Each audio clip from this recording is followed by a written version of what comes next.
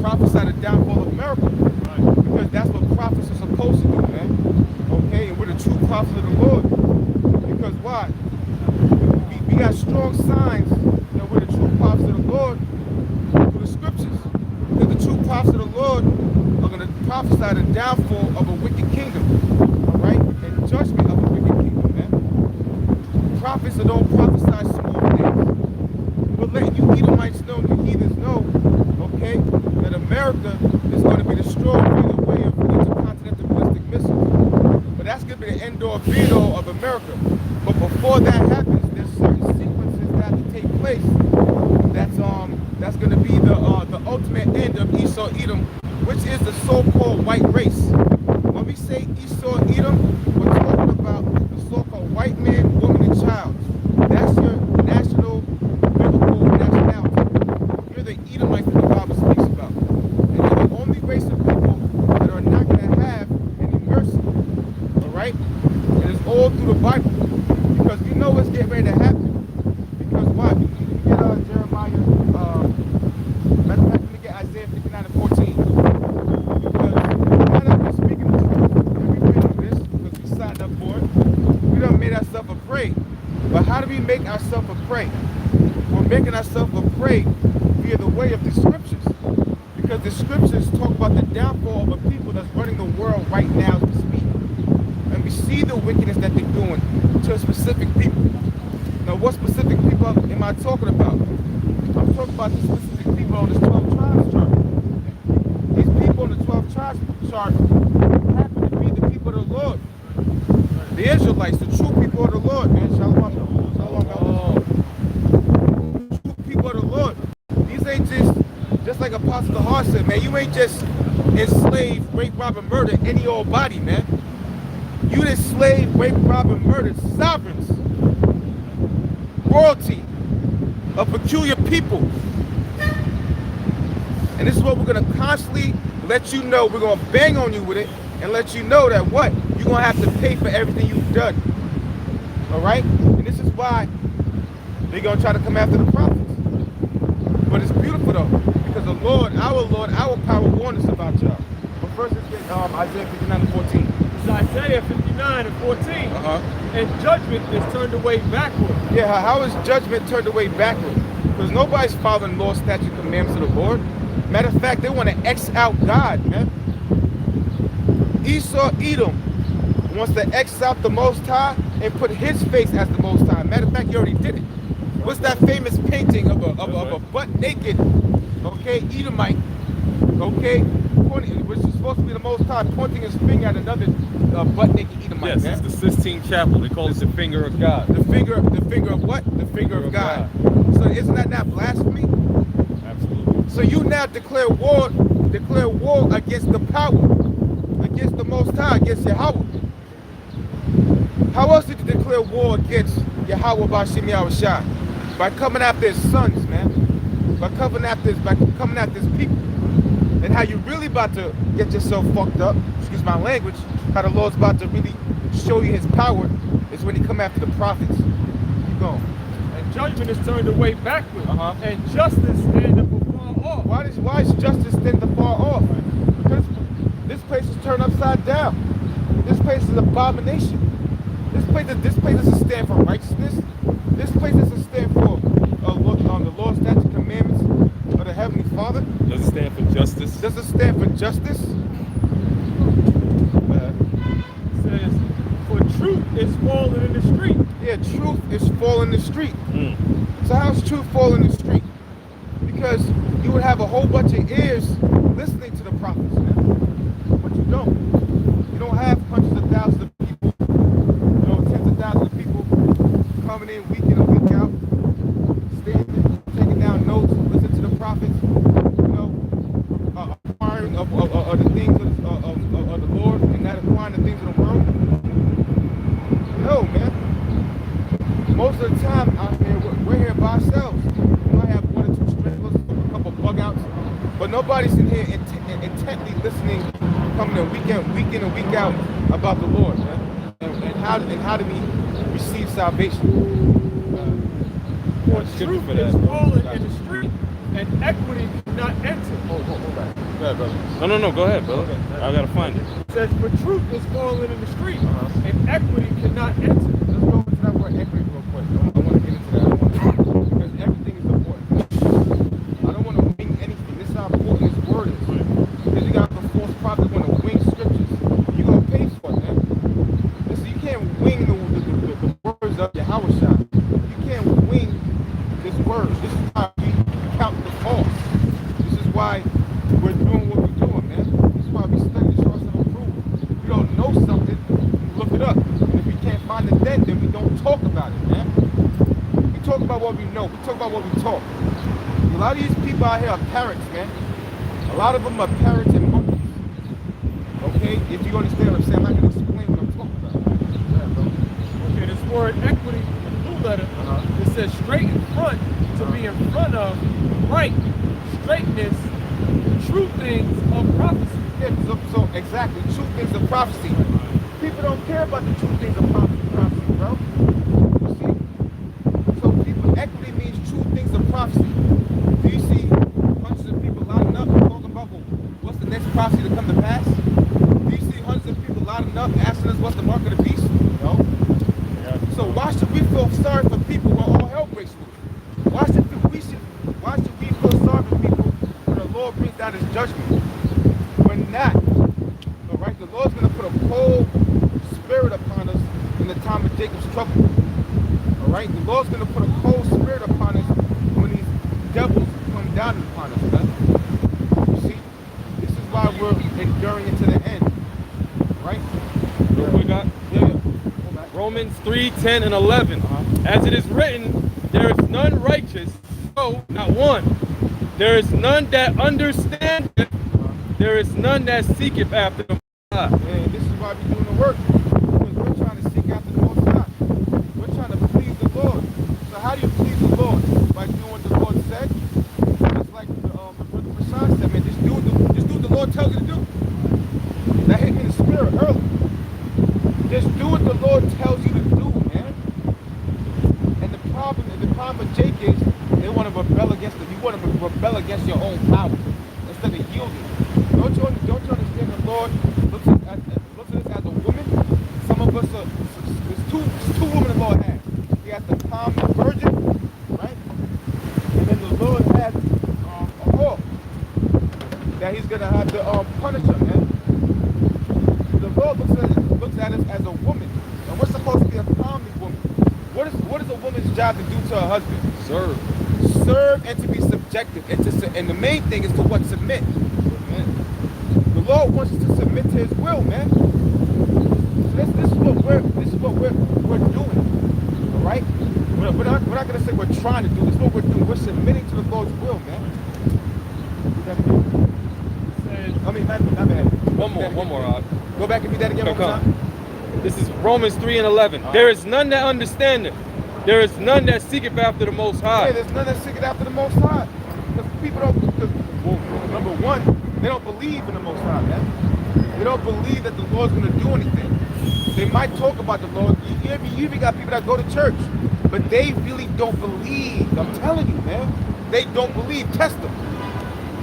Watch them go through it. And I'm not talking about a fiery trial. I'm talking about really test these people, man. They don't believe in the Lord, man. Go into the seeks of the Bible. They don't believe. Yeah, brother. They are all gone out of the way. How are they all going all out the way? You saw damn devil. And really the Lord that did it. The Lord said to them, going to Isaiah 69, the Lord don't want them to see. Yeah, brother. They are together become unprofitable. Yeah, so these people have become unprofitable. Our people have become with no seasoning, no taste, no salt, unflavored salt. Okay? Because why? They're not serving their power, they're not serving the Lord for all truth, sincerity. Which in turn makes them vain. It makes them vain. Born in vain. Like the book of 2nd Ezra, the 9th chapter says. Yes, sir. There is none that doeth good, no, not one. Yeah, there's none that doeth good. Lord's talking about all of us, man. None of us do it good, man. And the Lord, that's how pure and righteous the Lord is. Right. You understand that? Right. That's how pure and righteous our Heavenly Father is. That Yahweh Shah still had to pay for his sins, even though he was perfect the last go around. But the Lord said, well, you know you still got to pay for your sins for what you did before, right? Then I'm going to sit you on the right hand side. You will see the ground. Just go home, my son.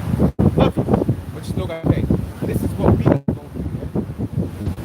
So, the fuck are we complaining about? Look what 𝙱𝚻𝙾𝙺 to go through. But yet and still, our Heavenly Father is faithful. He's a man of power of his word, man. So we believe that what we endure to the end, and we follow what the Lord tells us to do, that we can receive a crown at the end. That's what the Lord said. The Lord said that we're going to receive a crown. Absolutely. And he's not a man that he should lie. Exactly. Nor a son of man that he should repent. Exactly. And our Father said that our Lord, his only begotten Son, is going to crown us, man. All right?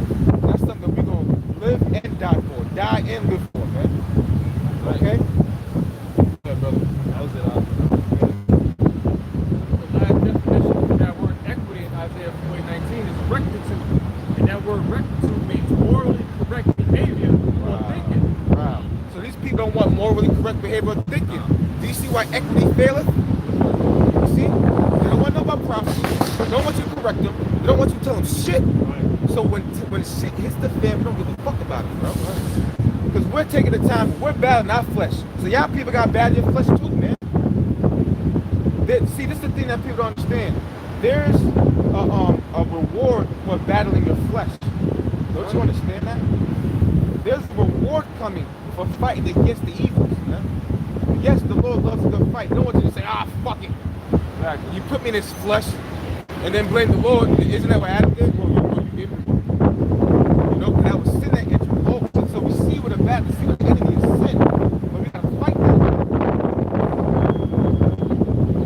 Isaiah 59:15, yeah, truth faileth, and he that departed from evil. Right. So he that departed from evil make himself a prey. How is it that he that departed from evil make himself a prey? We're now making ourselves a prey to the world. What people don't know is something called the son of poverty. That means that anybody that makes that life property is not going to be. Now why is that?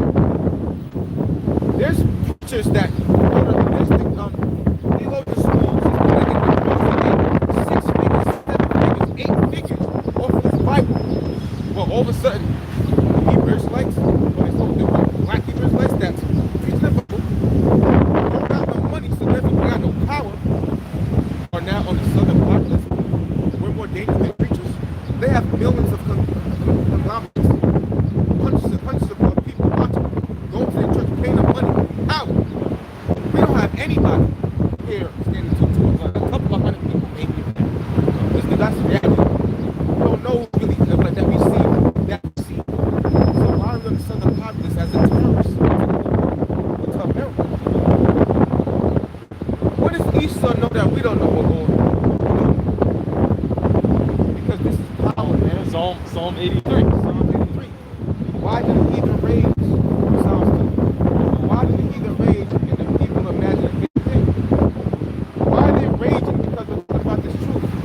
Because we're talking about the downfall of Esau Edom. And we're saying that Esau Edom is so-called white nation. That's in the world. We're talking about the downfall of America. Well, we say the downfall of America, which is Babylon the Great. That's written via the way of these scriptures. Written in Revelation, Isaiah, Jeremiah, Ezekiel. You see? Of kingdoms falling again. We're breaking down the scriptures the way it's supposed to be. Why? Because just like our Lord said, let's go to Matthew. Was it Matthew 24? When the Lord said, if the world hated you, will it hate me first? Because we have the spirit of 𝙱𝙻𝙾𝙺, man. That's why. That's why the world hates us, man. Remember, the world's not actually hating us physically. Because we ain't shit. We don't have any power. But what does the world really hate? They really hate Yahweh 𝙱𝙻𝙾𝙺. And that's the problem. And we're not going to fucking stop. Right?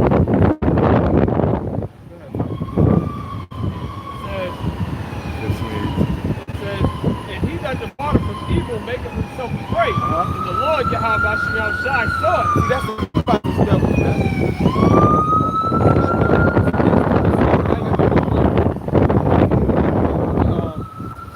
James, Hub, telescope, something like that.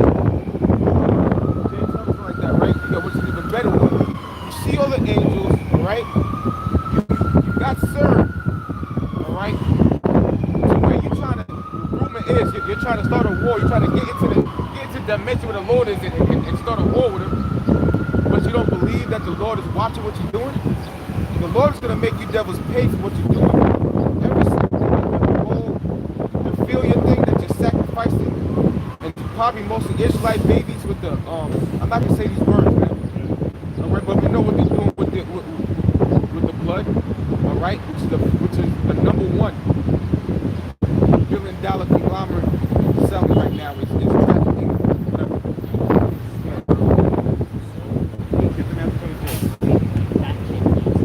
They're gonna pay for every single thing that they're doing, man. Why do you think there's so many Israelites missing on milk carts? From the southern tribe to the northern tribe. We know what you're doing, man.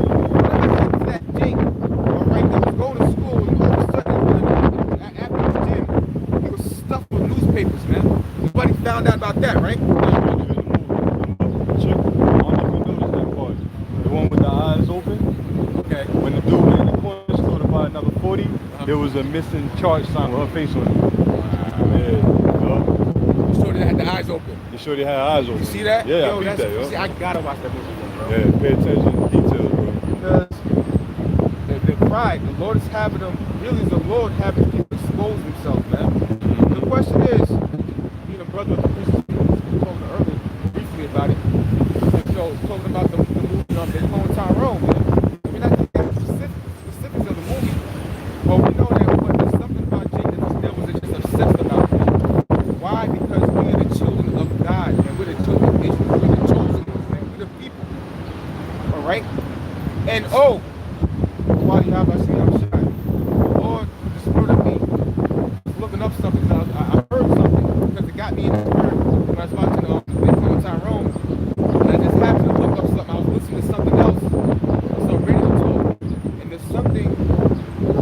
This chick, she was an Israelite, she had a vision that, you know, it was a crazy famine and nobody had no food, no water, no nothing, and the government was giving people a government named clonade,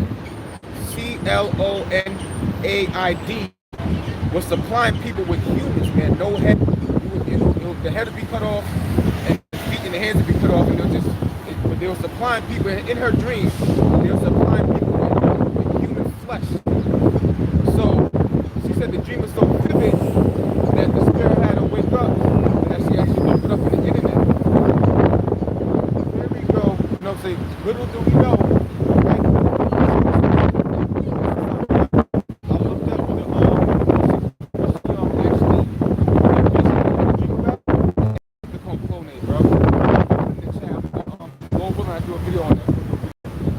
clonade. It's basically an early company that wants to screenshot it, but their goal is to achieve immortality. See, the reason why I'm bringing this out is that it all goes down to that birthright. Going to that movie about these clones, going to this movie about what these damn devils trying to do. It's all about getting back their birthright. It's all about Jacob and Esau at the end of the day, man. These people want their birthright back without the Most High. They believe that they can achieve that birthright, which is immortality, and have bullshit through their technology. How do they do that? They got the technology. And as they're doing that, what do? Declare war against the Most High. Declare war against His children. This is why these people will be utterly destroyed. And what I mean by that? They're going to be exterminated after this certain amount of time. You understand it?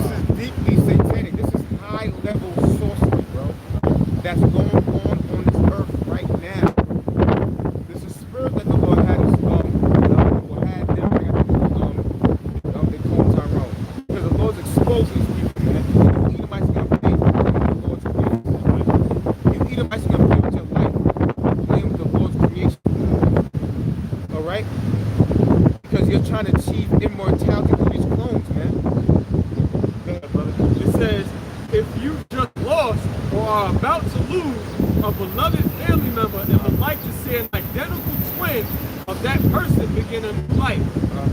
If you're HIV positive and want to have a child that will be a genetic twin without infecting either the baby or your partner with the virus. Now what does that show you? That all these people, all these celebrities, everybody expendable, man. You don't know who's who. And what I mean by these presidents, these, you know what I'm saying? Because how long have they been doing this? This is what we know right now. The so-called started in 1977, right?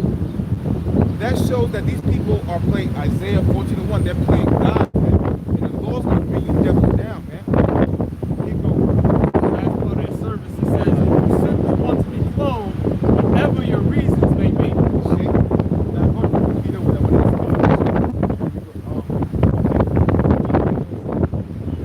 I got something real quick. Okay, go ahead, brother. This is the book of Psalms, chapter 64, and I'm gonna go straight to the point.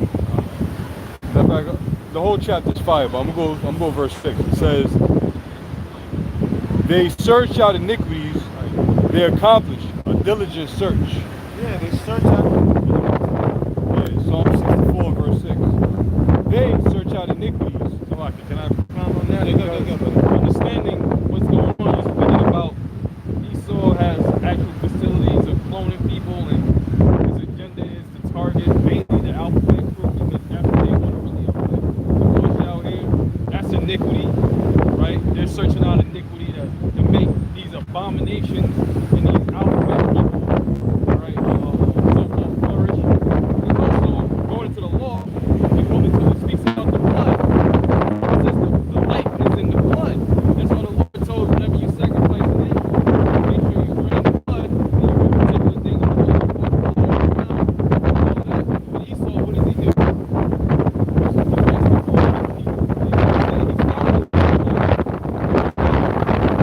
And that's why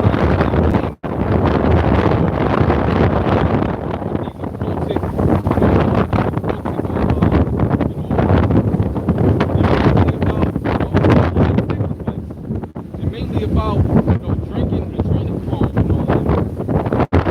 Right? That's what because they know that the life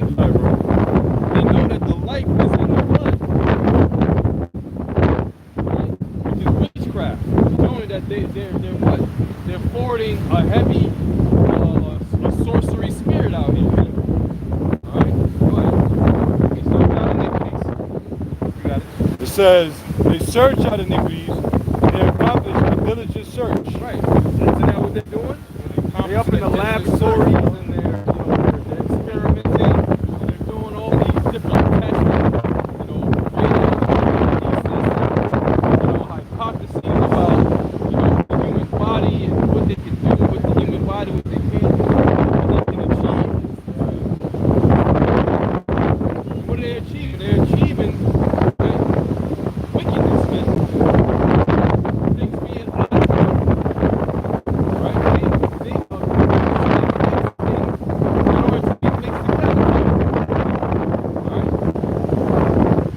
So these Edomites are anti-life.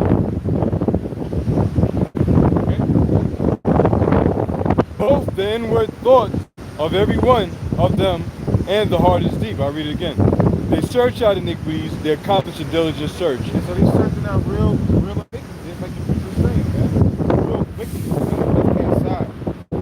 Just so they can accomplish their goal of receiving their birthright and doing away with their brother Jacob, man. That's the goal and never stop. Yeah, brother. Both the inward thought of every one of them and the heart is deep. Yeah, the heart is deep. Go back to the heart and the body. That means that their mind is deep. That's why the scripture says, how is his hearts are going to fail them for the thing that they're going to see.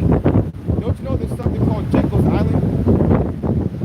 Where they're splicing different animal DNA and human DNA? There's a movie. It's a Russian movie. It's like a it's not a movie, in America, but it's basically how army was basically taking animal DNA DNA from different creatures and putting in humans and making them super strong, super, bro, it's crazy, bro. And I'm watching that like, damn, they fucking doing that shit. This is why the Lord's gonna come in. This is why we're gonna need spiritual power. This is why we're gonna need help from the angels. You see? Because the Lord said their hearts are deep and they achieve that. Art imitates life. You see it in movies that 99.999% of the time Esau is already practicing. You know, the other 0.000%, he wishes to practice it. Yeah. You know? This dude had the DNA of a bear. So it turned to, bro. They're hard to believe, bro. Yeah. This is Matthew verse 2. It says, hide me from the secret counsel of the wicked, from the insurrection of the workers of iniquity. Yeah, that's what we pray to the Lord that he does for us, man. God is from the secret counsel of the wicked. Because we know that they want to not only kill us and destroy us, but that's easy for Esau. We know you the devil. Alright? The Lord willing, the Lord keeps it away from the secret counsel of the wicked. First of all, you want his chip. Then you want to talk to us and you want to torment us. The Lord willing, the Lord keeps away from the secret counsel of the wicked. Protect us from the devil.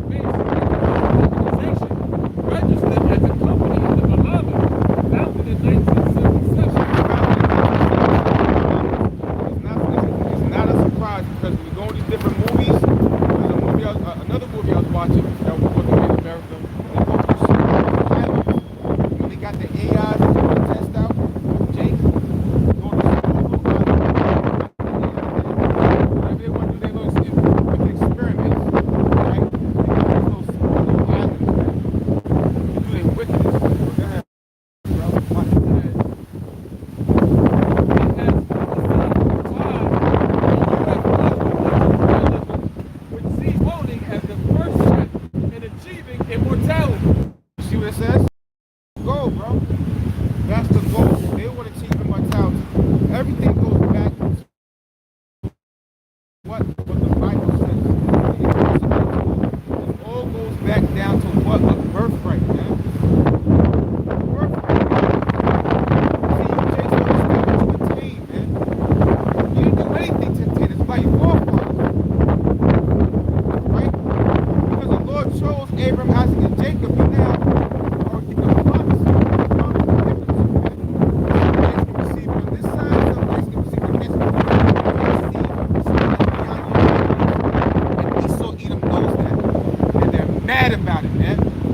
They got about a short time, and that's why they get. That's why when they go down, all hell breaks loose. They get slaughtered in Jake, bro. Because that's the only thing you can do at that time. Like fuck, we just gotta kill them out. They're already wicked. Fuck, let's just kill them out now. They already X themselves out. They got the chip, kill them. The only ones they can be worried about is the elect, man. They gonna kill the fuck out of Jake, man. Esau has practices trying to achieve immortality unless you went to his mind frame. This is Isaiah 14 and 13. It says, "For God has said in thy heart, I will ascend into heaven. I will exalt thy throne above the stars of the Most High." Yeah, that's it. This is on the throne above the stars of the Most High, man. All right? And that's exactly what you're doing right now. Who's the stars of the Most High? The children of Israel. Aren't you not exalted the throne above the stars of the Most High? Look at that movie, They Clone Tyrone. That's ridiculous, man. What would you do to the children of Israel, man? What else they say? Also sit upon the mount of the congregation and the side of the door. The side of the door, we talk about North America. Hold that, please, sir. Grab your son here.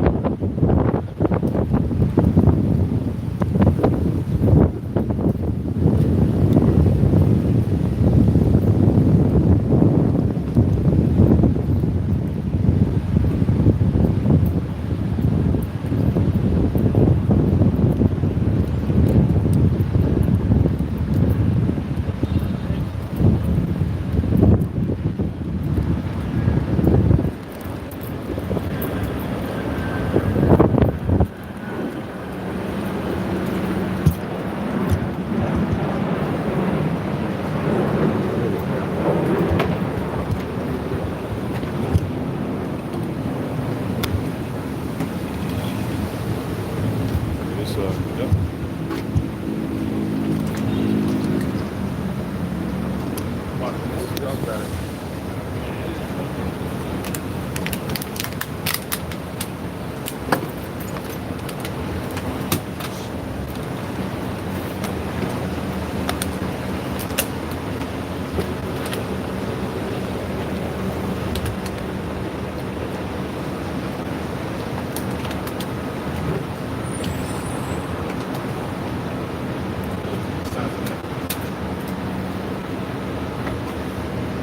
Who's reading? This is Isaiah 14 and verse 13. For thou hast said in thine heart, I will ascend into the heaven.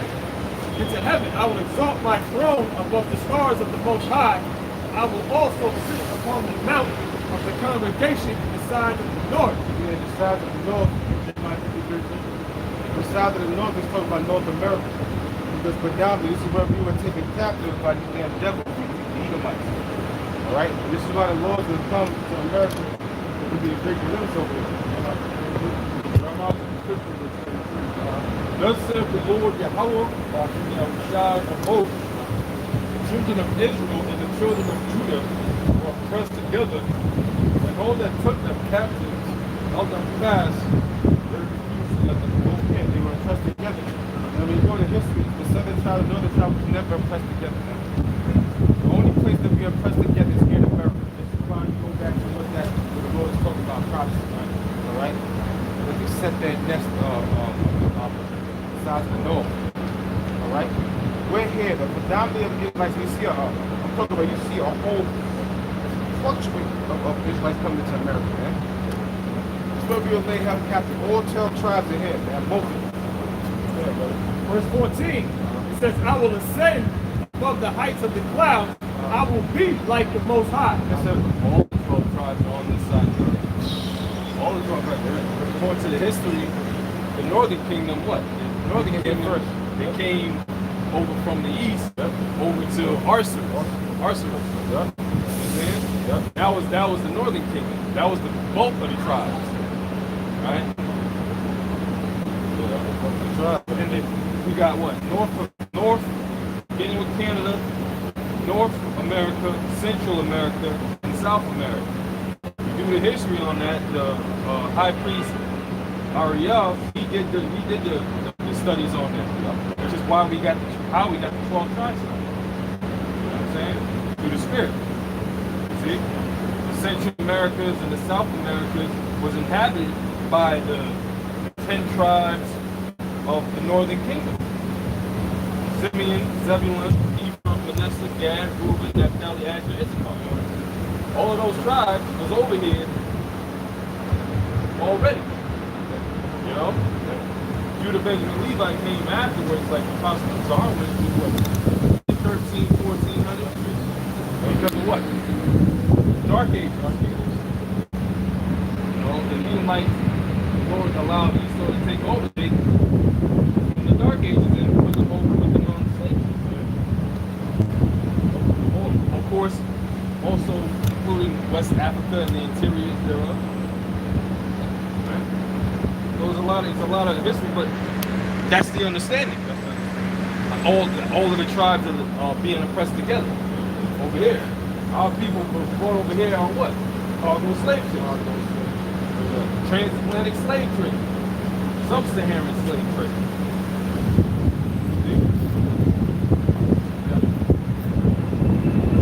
Verse 15, it says, yet thou shalt be brought down to hell, to the sides of the pit. When you brought down to hell to the sides of the pit, for what? Because your rulership, man. Rulership is about to be at the end. You going right to this fucking slavery system out there, man. And we can't wait for that day. We don't want to miss a second of it. I want to see Esau literally falling down, man. Done. I want to see Yahweh Shai. That's right. Have you devils in chains, That's right. man. I want to see Yahweh Shai judge you devils, man. I want to see them on my own two eyes and say, get the fucking devils, man. All the fucking doing, man. Every day you're doing this stuff, man. But every day it's just add to the tide. That's how I look at it. Because we're the Lord, and that's the thing. I'm like, wow. So the longer the Lord takes, the angrier it's gonna be. Yeah. So it's really the Lord. That's how much the Lord hates Esau, man. He's letting you rock for so long that when he gets you, it's over, man. And guess how the Lord's gonna do it? He's gonna use his people, the ones that you call nothing, the ones that you call bums, the ones you had in concentration camps. Somebody's gonna be in concentration camps. Why you So be it. Yes, So be it. who gives a fuck? So be it. Right? All to the glory of Yahweh. All for the glory of 𝙱𝙾𝙻𝙾. Some of us gonna be running the wilderness with our families. All right? Some of us are gonna be getting our heads cut off, but we don't give a fuck, man. Because at that time, through the Spirit, we gonna be like, yo, I can't wait for how that destroy you. And we gonna wake up in the, and really we gonna wake up in the chariot. We gonna wake up in the chariot with that new body, man. And verse 16, they that see thee shall narrowly look upon thee and consider these things. Is this the man that made the earth trouble? That's how the nation's gonna be looking at you. When you finally enslave you with them, like, damn, you in chains with us. You supposed to be God. Right. Thought you was God. Get us out of slavery. Yeah, You put us in this situation, everybody's following you anyway. Right. That's how the nation gonna narrowly look at you like, yo, hold up. And then the elect people look at you like, damn, it was this devil that was doing this little peasy old wrinkly devil that had all this power. One of us can take these devils out without we can. Like, all this fucking wickedness. You know what I'm saying? That's what we got narrowly look like damn, these are the fucking people. That shows us that what? It shows us the power of the word of the Most High. His prophecies, when he says, like, for example, look at the past ancient kingdoms. All right? When the Most High wants a kingdom to come into power, they're going to come into power, regardless of how, strong they might or weak they might be. The Most High set them up. Let's get that in song. For promotion coming down from the east to the west, right? So it shows you how powerful the word of the Heavenly Father is.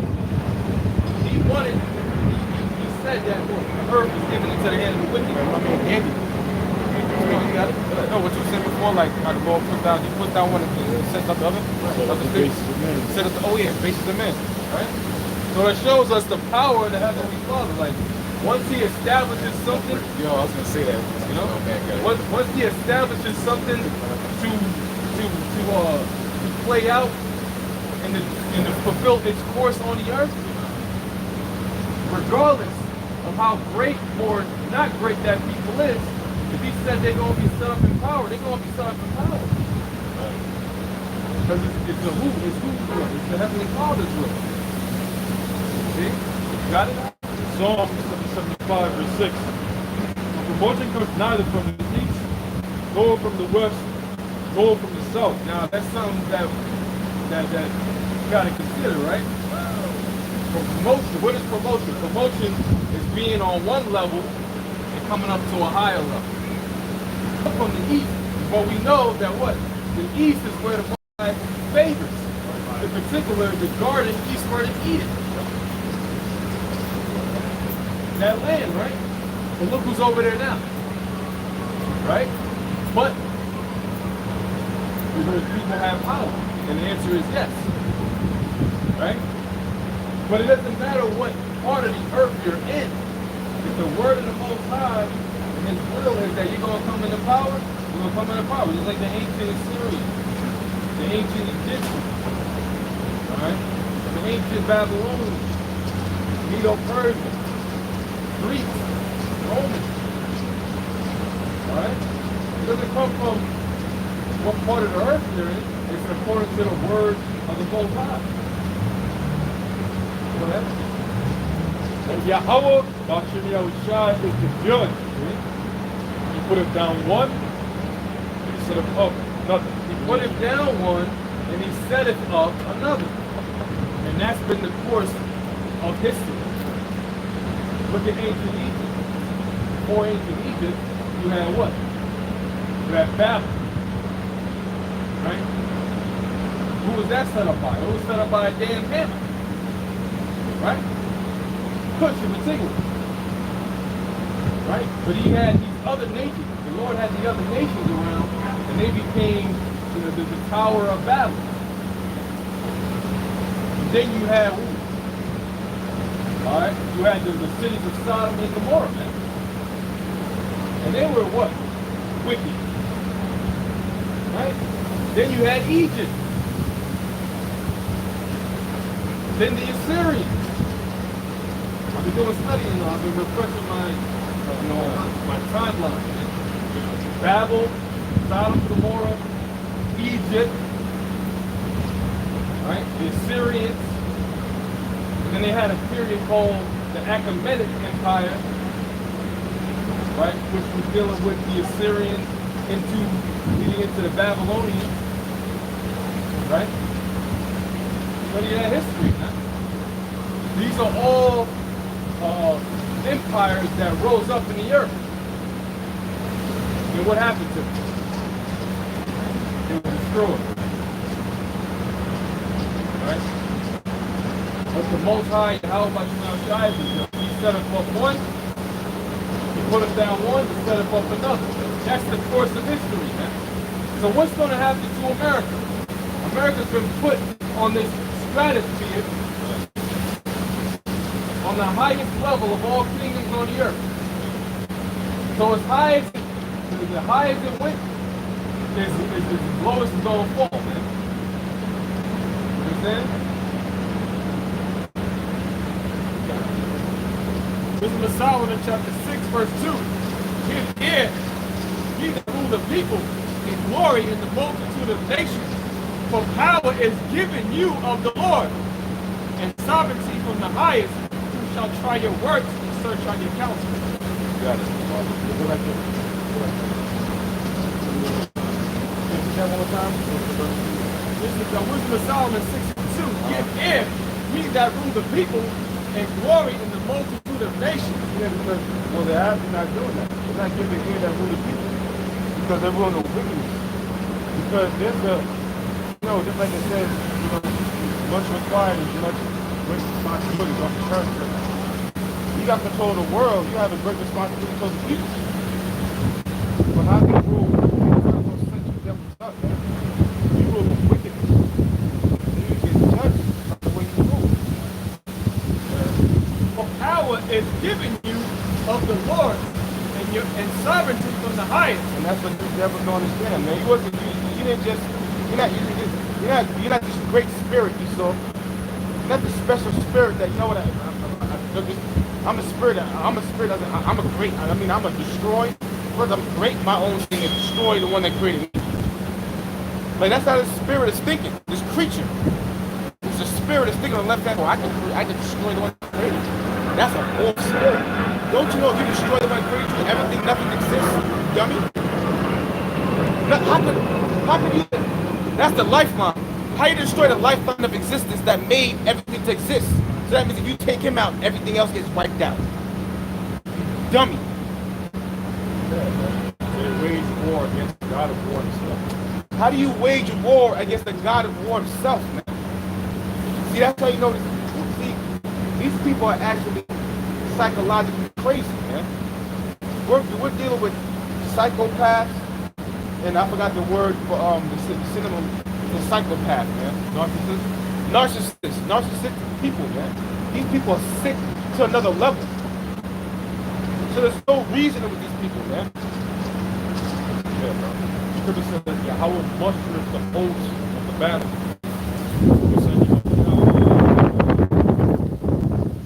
Esau, who his pride is extremely overwhelmed. So much so that he believes that he is like 𝙱𝚁𝙾𝙺𝙴𝙽. What scripture says that he's going to fall from his foolishness like lightning to the sides of the pit. That's why the nation will narrowly look upon him and say, hey man, and I have the word narrowly for you. Oh, that scripture happened. Oh, the spirit lift up. It's not upright, man. Right? Now the word narrowly is from the word narrow, which means a slender width of less than standard or usual width. Right, it's reputation. So for white man's reputation is that he's this great hunk of the earth. He's the all-knowing, all-powerful white man. You know what I'm saying? Edomite supremacy. He's the most powerful empire that ever existed on the earth. So you're going to go from that to being the low-based, damn Edomite devil that people created. Right. You understand? The people that were damn in the caves eating out of your grandmother's skull. Right? Running like goddamn animals. Walking on all fours. They're the cave people of the earth. Right? These are the people that came to Jesus because they were sleeping. That's right, brother. Of less than standard for you or with. Barely sufficient. Niggardly. Yeah. Barely successful. So he might be new niggas. Well, they already are niggas. Yeah, they already are niggas. What's the real definition of a nigga? Well, the scriptures say riches are not comely For a nigga. Right? Right, brother? One who is stingy. Huh? Niggard is one who is stingy. One who is stingy, greedy, selfish, Yeah. right? Can never have enough. Never have enough. Insatiable. Is not that a nigga? Is that a nigga or what? Go ahead. Habakkuk 2:4. Behold, his soul which is lifted up is not upright in essence. Whose soul? The Edomite soul, man. The one that ruled the ancient Greek Empire, ancient Rome, that came back into power when his deadly rule was healed in the Renaissance era. Right? To establish what you know as today as America, Britain, France, Germany, Spain, Australia. This goddamn vagabond and fugitive. It's a vagabond, a traveler. It's a fugitive, one who's running away from justice. That's what you Edomites are. And your soul that is in you is not right. Going back to what? Going back to your forefather Esau, who sold his birthright for more for me. Even before Esau, Cain. Yeah, correct. Yeah. You didn't take accountability for murdering your own brother. You didn't say, damn, I fucked up. You said, mind my brother's keeper. You lied to the Most High. First and foremost, you lied to the Most High and said you didn't know what Cain was after you murdered him. And then you asked the Lord, am I his keeper? Right? You've been hating the Lord, bro. How do you speak to your father like that? See? Hate Your him, soul, bro. we just lifted up. The It's Lord not said a right it's in not, it. the Lord said it's not right. And you brought it up. You brought it up, bro. You know what I'm saying? Wow. This is what their mindset is. Their mindset is they want to try to do away with the Heavenly Father and replace the Heavenly Father with themselves. Where? It says, but the just shall live by his faith.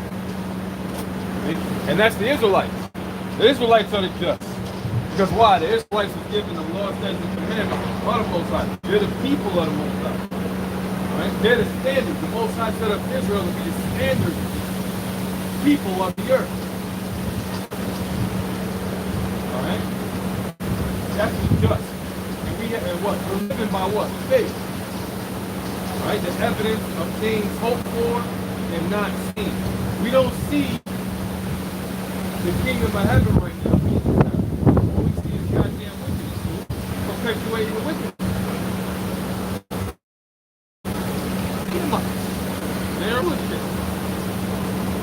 So it only makes sense that this place gotta be destroyed. All of this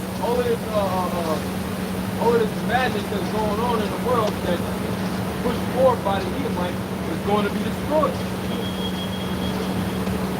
That's the only conclusion. Yeah, rebellion has always been one of the inherent characteristics of the Edomites. And by the way, the word rebellion means to wage war against.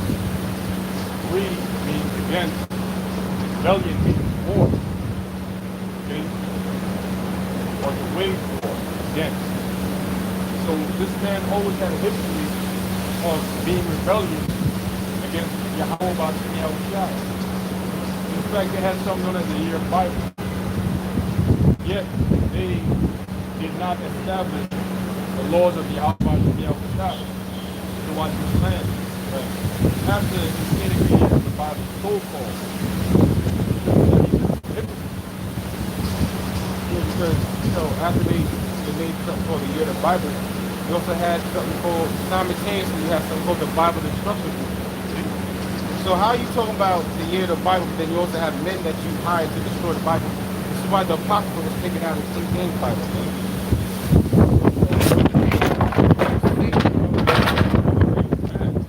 Satan is mad, boy. Prince in the power with it, bro.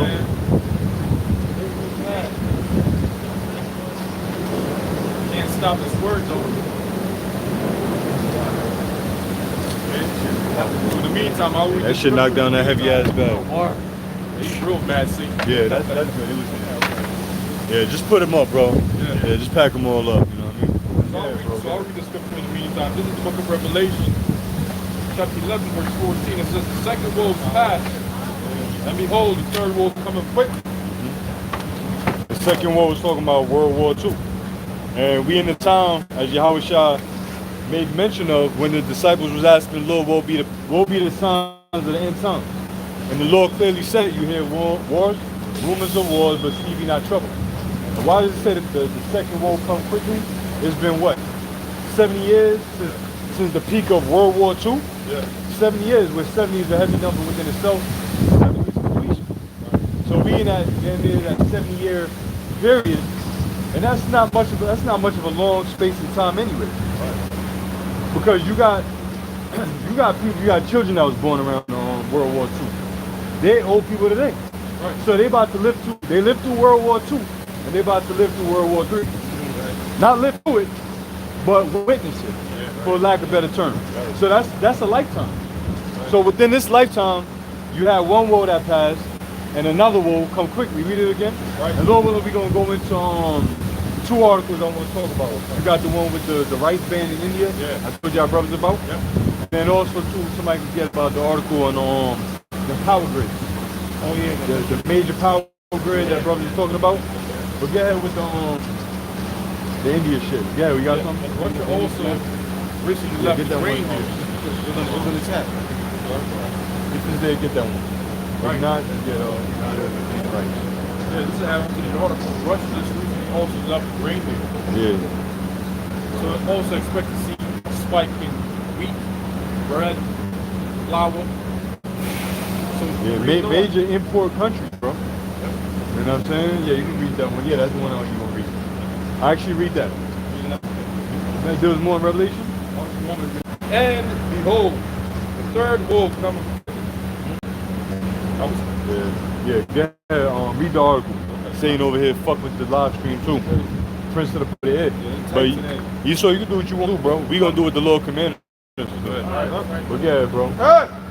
This is independent UK. It says people seeing panic buying rice as stores run out in U.S. after India announced export ban. Read that again. Yeah. People seeing panic buying rice as stores run out in U.S. after India announces export ban. Right. Wow. So now you could go into a little bit of it because, and you just mentioned, get the article about the Russian wheat deal, bro. Quite a while. Yep. You know what I'm saying? Because little that you people realize is that the stage is being set for a catastrophic event.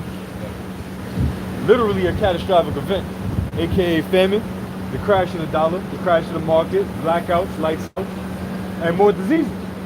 If you take a look at what's going on, all these things can happen at the same time. You see? And which is going to be a recipe for disaster, which is going to have people begging Esau, going down to Egypt for help, for peace and safety. But what the Lord say about peace and safety? When they shall say it, such destruction shall come. So read some more of that. Yeah, so it says several videos and images of people in the U.S. panic buying rice in emerged after India announced an export ban on the Asian staple. Right. In the videos widely shared on social media, people could be seen with their grocery carts just full of rice bags. People were also seen climbing up the grocery store shelves to reach for rice bags. Yeah, people gonna get desperate. And this ain't nothing, bro. This is not the peak of the family. This ain't the family. This is just little disagreements between nations and people getting scared over the fact that, because obviously India imports a whole lot of rice. All right, you get a lot of rice from India. That's what they're known for. You know, apparently, remember they were saying Russia, Ukraine being the breadbasket of the world, whatever. Whatever happened to that? Whatever happened to that? China, a major import.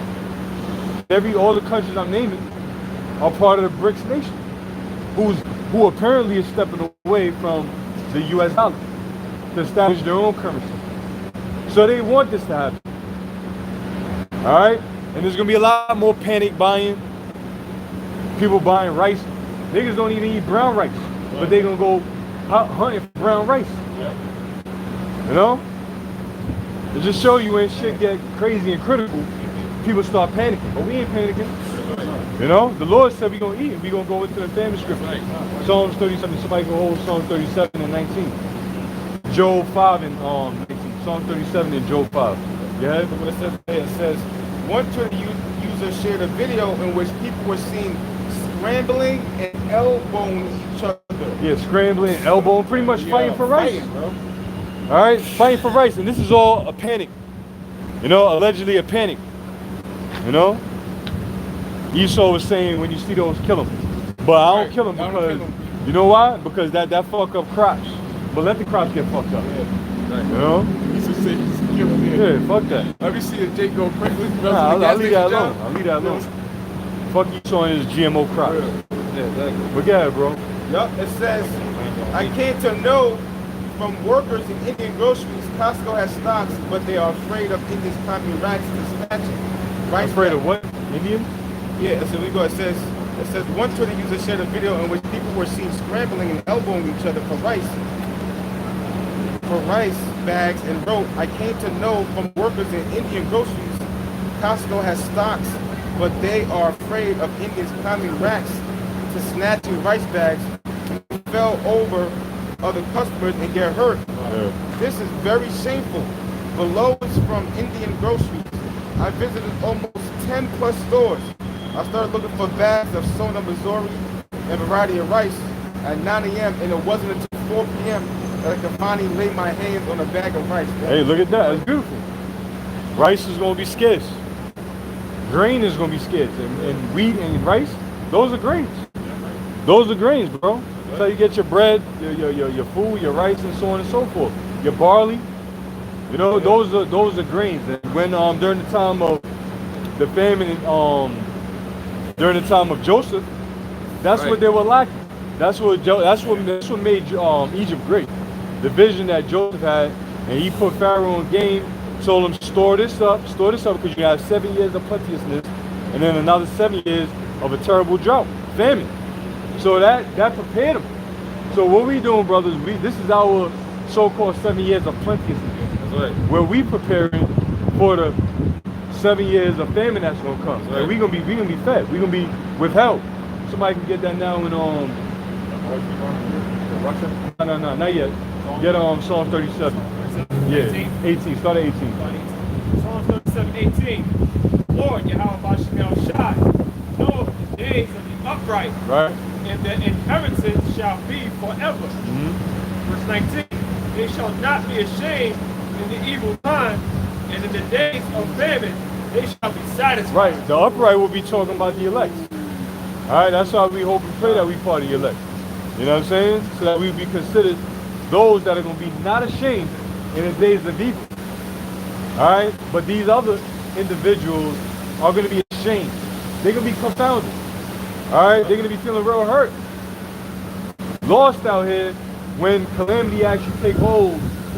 All right, of their souls, and then they feel the pangs of lamentations and woe. But we, Lord willing, I say that confidently, because confident means with faith. We confidently say that the Lord's going to look out for us. There's long as we play our part and endure to the end, the Lord is going to hold up to his end of the bargain. So read that one more time, 19. Psalms 37, I'm gonna talk to it, They shall not be ashamed in the evil time, and in the days of famine they shall be satisfied. Right, so in the days of famine, they shall be satisfied. Now, somebody can get that same verse in NLT real quick. Verse 19. Alright? In the days of famine, they shall be satisfied.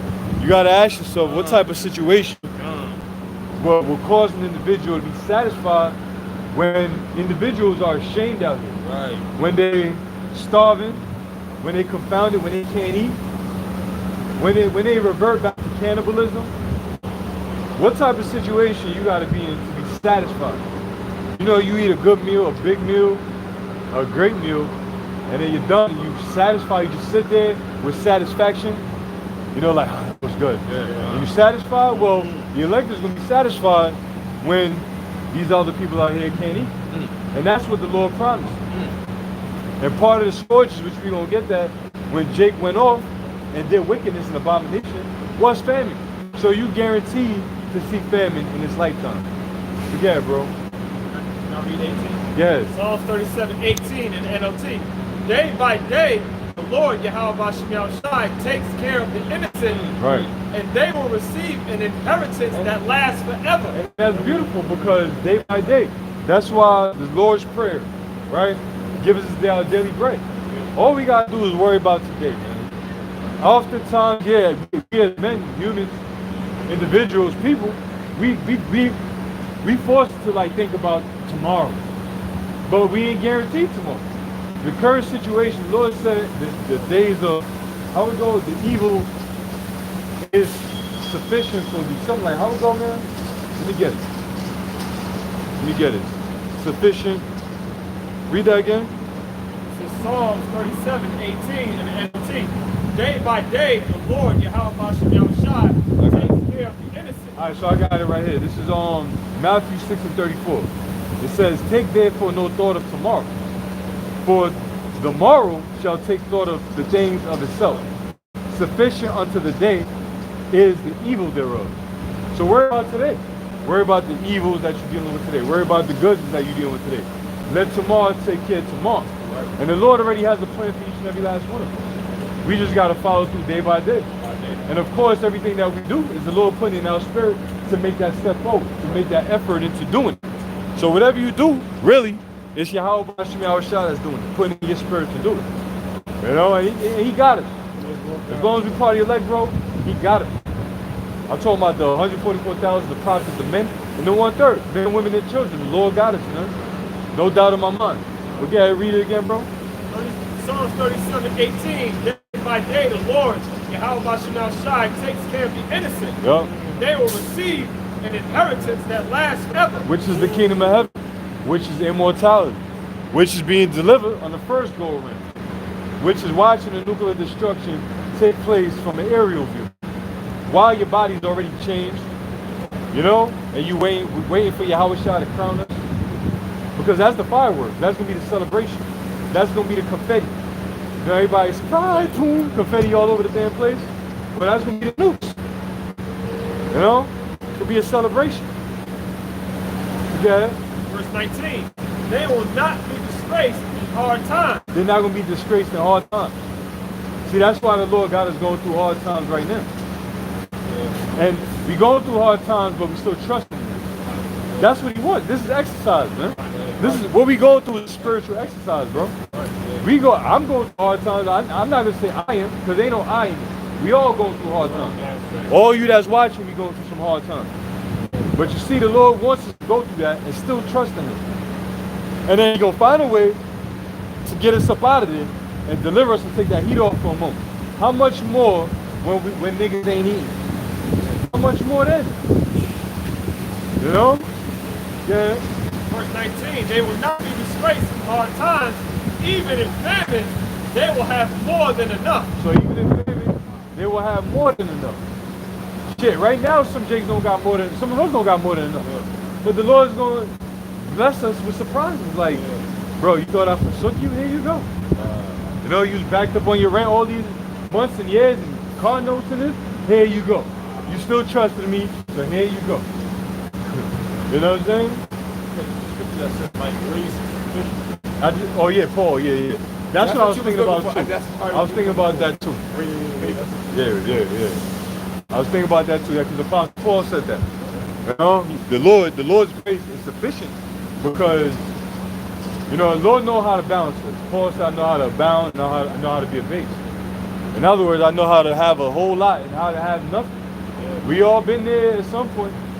You know, and we still give praises, honor, and glory to Yahweh 𝙱𝚾𝙴𝚾𝙽. You know, because the Lord, Scripture say that in what is it, Samuel, the Lord kills to make it alive, he make it rich, he make it poor. So the Lord got to be things. When you ain't got it, the Lord don't want you to have it at that time. And when you got it, it's because he wants you to have it. You know, but guess what? The elect is about to have it, like you just read, more than enough, right? More than enough, bro. You know, more than enough. And that's gonna start with the elect men. The 144,000 the prophets, and everybody else, part of the 1/3, is going to fall right in line with it. Everybody's going to be covered, that's part of the elect. And that's why we out here, man, working out our own salvation with fear and with trembling. All right, we tremble at Yahweh 𝙱𝚾𝙴𝙾, man. You know, and beg and pray for his mercies day and night.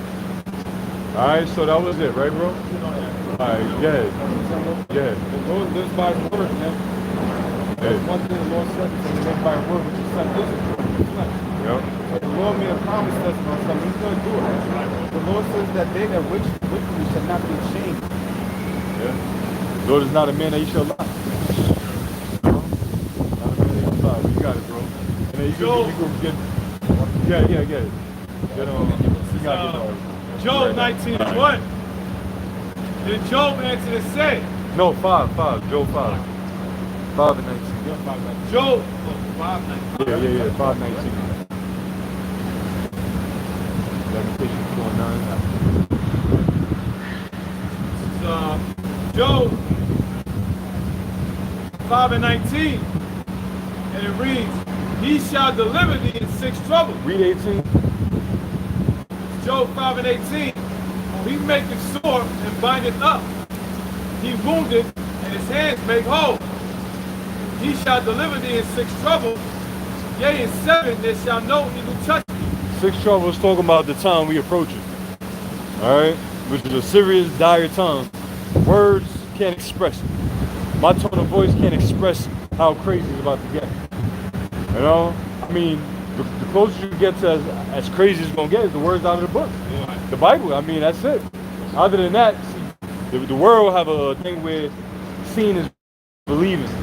And the only way to feel is to actually feel it. But sometimes you could, like, you watch a video of a nigga skateboarding, and then he falls down a railing and he crushes nuts. Do we not feel that as men? Yeah. We ain't feel it, but we felt that shit. So we don't need to learn that the shit hurt because the dude crushes nuts on a damn handrail trying to do a skateboard trick. You know what I'm saying? Because, hey, bro, do we not flinch? Like, oh, you know what I mean? We flinch. So when we see these people out here catching hell, when the Lord have no mercy on them, we don't need to experience that to know what the hell it's going to feel like. That's why we going through what we're going through right now. We choosing the pain of discipline rather than the pain of regret. Regretting to choose that discipline. So you can read that again, bro? Yep. It says, let's go back to 18. "For he maketh sore and bindeth up. He wounded, he maketh hands, and his hands make whole. He shall deliver thee in 6 troubles. Yea, in 7 there shall no evil touch thee." Right. So again, the 6 is talking about Jacob's trouble. All right, 6 trouble. We are approaching that time, bro, and it's a lot closer than we think. Why we say that it's a lot closer than we think? Because Esau have the stage set up already. He have the crisis already laid out. He have the solution after the crisis takes place. What's the solution? The digital money, right? That's gonna fix everything. So the problems is already there, and the solution to fix is already lined up. So only the Lord knows what we're waiting on at this point. Only we waiting on Yahweh 𝙱𝚾𝙴𝙾. Only He knows what we waiting on. Only the Lord knows. We just gotta go with the flow, because it can happen at any moment now, bro. You know, and that's when it's gonna be these people gonna least expect it. So we gotta stay on point. That's why the Scripture say, "Let us not sleep as the others." You know, we wide awake. Let us not sleep as these people. And it's gonna feel like a period of time where we anticipating it, but it ain't happening the way we think it's gonna happen. Yeah. But that's where you gotta have patience. That's where you gotta let the Lord do his work. You know? Because that's when, like the Lord said, you know not when the master of the house comes. Yeah. Because the Lord wanted it like that. Just like how 𝙱𝚾𝙴𝙾𝙽 came out of nowhere and caught everybody off guard. We didn't expect it to happen right when it happened, but we was expecting something to happen. But we just didn't know that it would have happened right there, right then, and what it would have been. We knew that it would have been some type of crisis to get this shit rolling. And it just so happened to be a biological warfare. So yeah. We were excited, so we wasn't all. Oh, we was excited, bro. We like everybody like, oh my gosh. Like, yeah, we thought the chip was gonna come that year. We was excited, bro. You know, we still excited. So how much more, if we was excited about that, how much more was to come next? Because it's gonna be intensified. You know what I mean? And people gonna be really hurting this time. Because guess what? The first crisis, it caused a lot of people to go broke. A lot of people went into debt after the 𝙱𝚾𝙴𝙾𝙽. People that was good with the IRS and credit card payments, niggas had to take out credit card payments to go get groceries. You know? Some people knew how to get around the system, and some people just didn't have that knowledge. But for the most part, the majority of people just became more debt slaves. But that's exactly what Esau wanted. So now he's gonna offer you a solution to get you out of debt. And he's gonna offer you the chip. You know? You wanna be free from debt? Just take this chip, we will clear your debt, you start all over, we give you something called UBI, Universal Basic Income, where we give you 2,000 credits every year, every month. You know, you got your children, you're eligible for 500 for brand new infants. You know, and that's why the Lord got killed this fucking, destroy this motherfucker.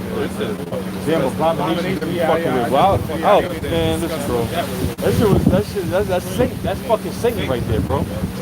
You know, I can't wait to fucking pick a tree up and beat motherfuckers like that to a pulp, bro. It's fucking disgusting, bro.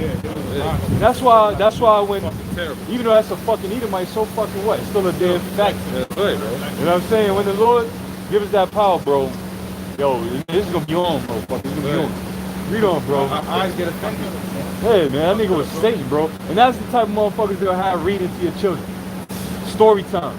Telling your kids hi on the subway system, and you tell them, yo, don't say hi to my kid. They call you a damn phobia. Phobic. Why I gotta be a phobic? Why don't I just want my kids not talking to strangers? Right. Fucking weirdo. Anyway, man, you know what I mean? Yeah, bro. Yeah. Verse 20. In famine, he shall redeem thee from death. Right, and this place needs famine. We need to, Yahweh, somebody get 𝙱𝚾𝙴𝙾𝙽. Because we need that, man. Yeah, bro. We need that shit to happen. Alright, to purge out these damn weirdos in this society. Right. They gonna die of famine. And we gonna rejoice because we gonna know their sins and their deeds. Like, oh, this nigga had to be wicked. Yeah, right. I'm not gonna fucking cry. If you die of a famine, that means your ass is wicked. Right. So when we start seeing people dying of famine, Jake, old people, young people, babies, they're wicked. No ifs, ands, or buts. Did we not read that the Lord would not suffer the righteous from famine? It's like the baked bread. You know? But we didn't get that yet, bro. I was thinking about that. No, it's alright, bro. But you know, hey, the Lord would not suffer the righteous to famine. Right. So we start seeing these suckers out here starving to death. All praise to 𝙱𝚾𝙴𝙾𝙽. You know what I'm saying? Remember that thing you was telling us about? Yeah, my job? Yeah. That dreadhead nigga? Yup. No? Yeah, they gonna get it, man. They gonna get it. I can't wait, bro. I can't wait. I got let me take this video real quick. No, let him finish that first. Then get that and then Shabbat. Yeah, bro. In famine, he shall redeem thee from death. And in war, meaning he gonna save you from death. He gonna buy you back. You're not gonna, famine ain't gonna take you, but he gonna redeem you. He gonna take you back from that. He gonna buy you back from that. You're not gonna have to suffer the vengeance of famine. You see, so that's the reward we looking for, bro. Right. We looking to eat. Jake love eating, right? I love eating. And guess what? When the Lord do give us food, it's not gonna be GMO. It ain't gonna be Popeyes. It ain't gonna be no motherfucking McDonald's. We ain't gonna stumble across McDonald's and see a bunch of patties and start frying and flipping. No, it's gonna be good food, bro. That's right. That's poison that Esau set up to kill us. The Lord ain't gonna supply us with poison. We about to get some. Hey, what? In the wilderness, there was eating GMO manna? No, the fuck, they wasn't. You know? They was eating manna from heaven, bread from heaven. You know, the Lord supplied the quails. They were all healthy. So the elect is gonna be eating good out here, man. Right. It sound to the average person, it sounds like how. Don't worry about how. Just believe. Yeah, bro. He shall redeem thee from death, and in war from the power of the sword. Right, which is going to be the second woe's past. Behold, the third woe come quick, which is World War III. Because that's going to be a burning and fuel of fire, like the scriptures tell us. World War III. And also the sword is talking about these Edomites. The scriptures say, deliver me from the wicked, which is thy sword. The wicked is the Edomites. So the elect is going to be delivered from the sword, the power of death, the famine, everything, you know? The wild hooligans that's going to be out here raiding each other and killing each other. The lack of bread, we ain't got no parts of that. So when shit pop off, bro, we ain't going to be out in the streets rioting. Right. We ain't going to be out in the streets with our damn JanSport backpack looking for fucking cans of tuna. You know? We're going to be sitting back waiting for the Lord to supply us. You know? Waiting for his mercy. It said wisdom and knowledge Shall shall be be the the stability. stability of our time. That's it, bro.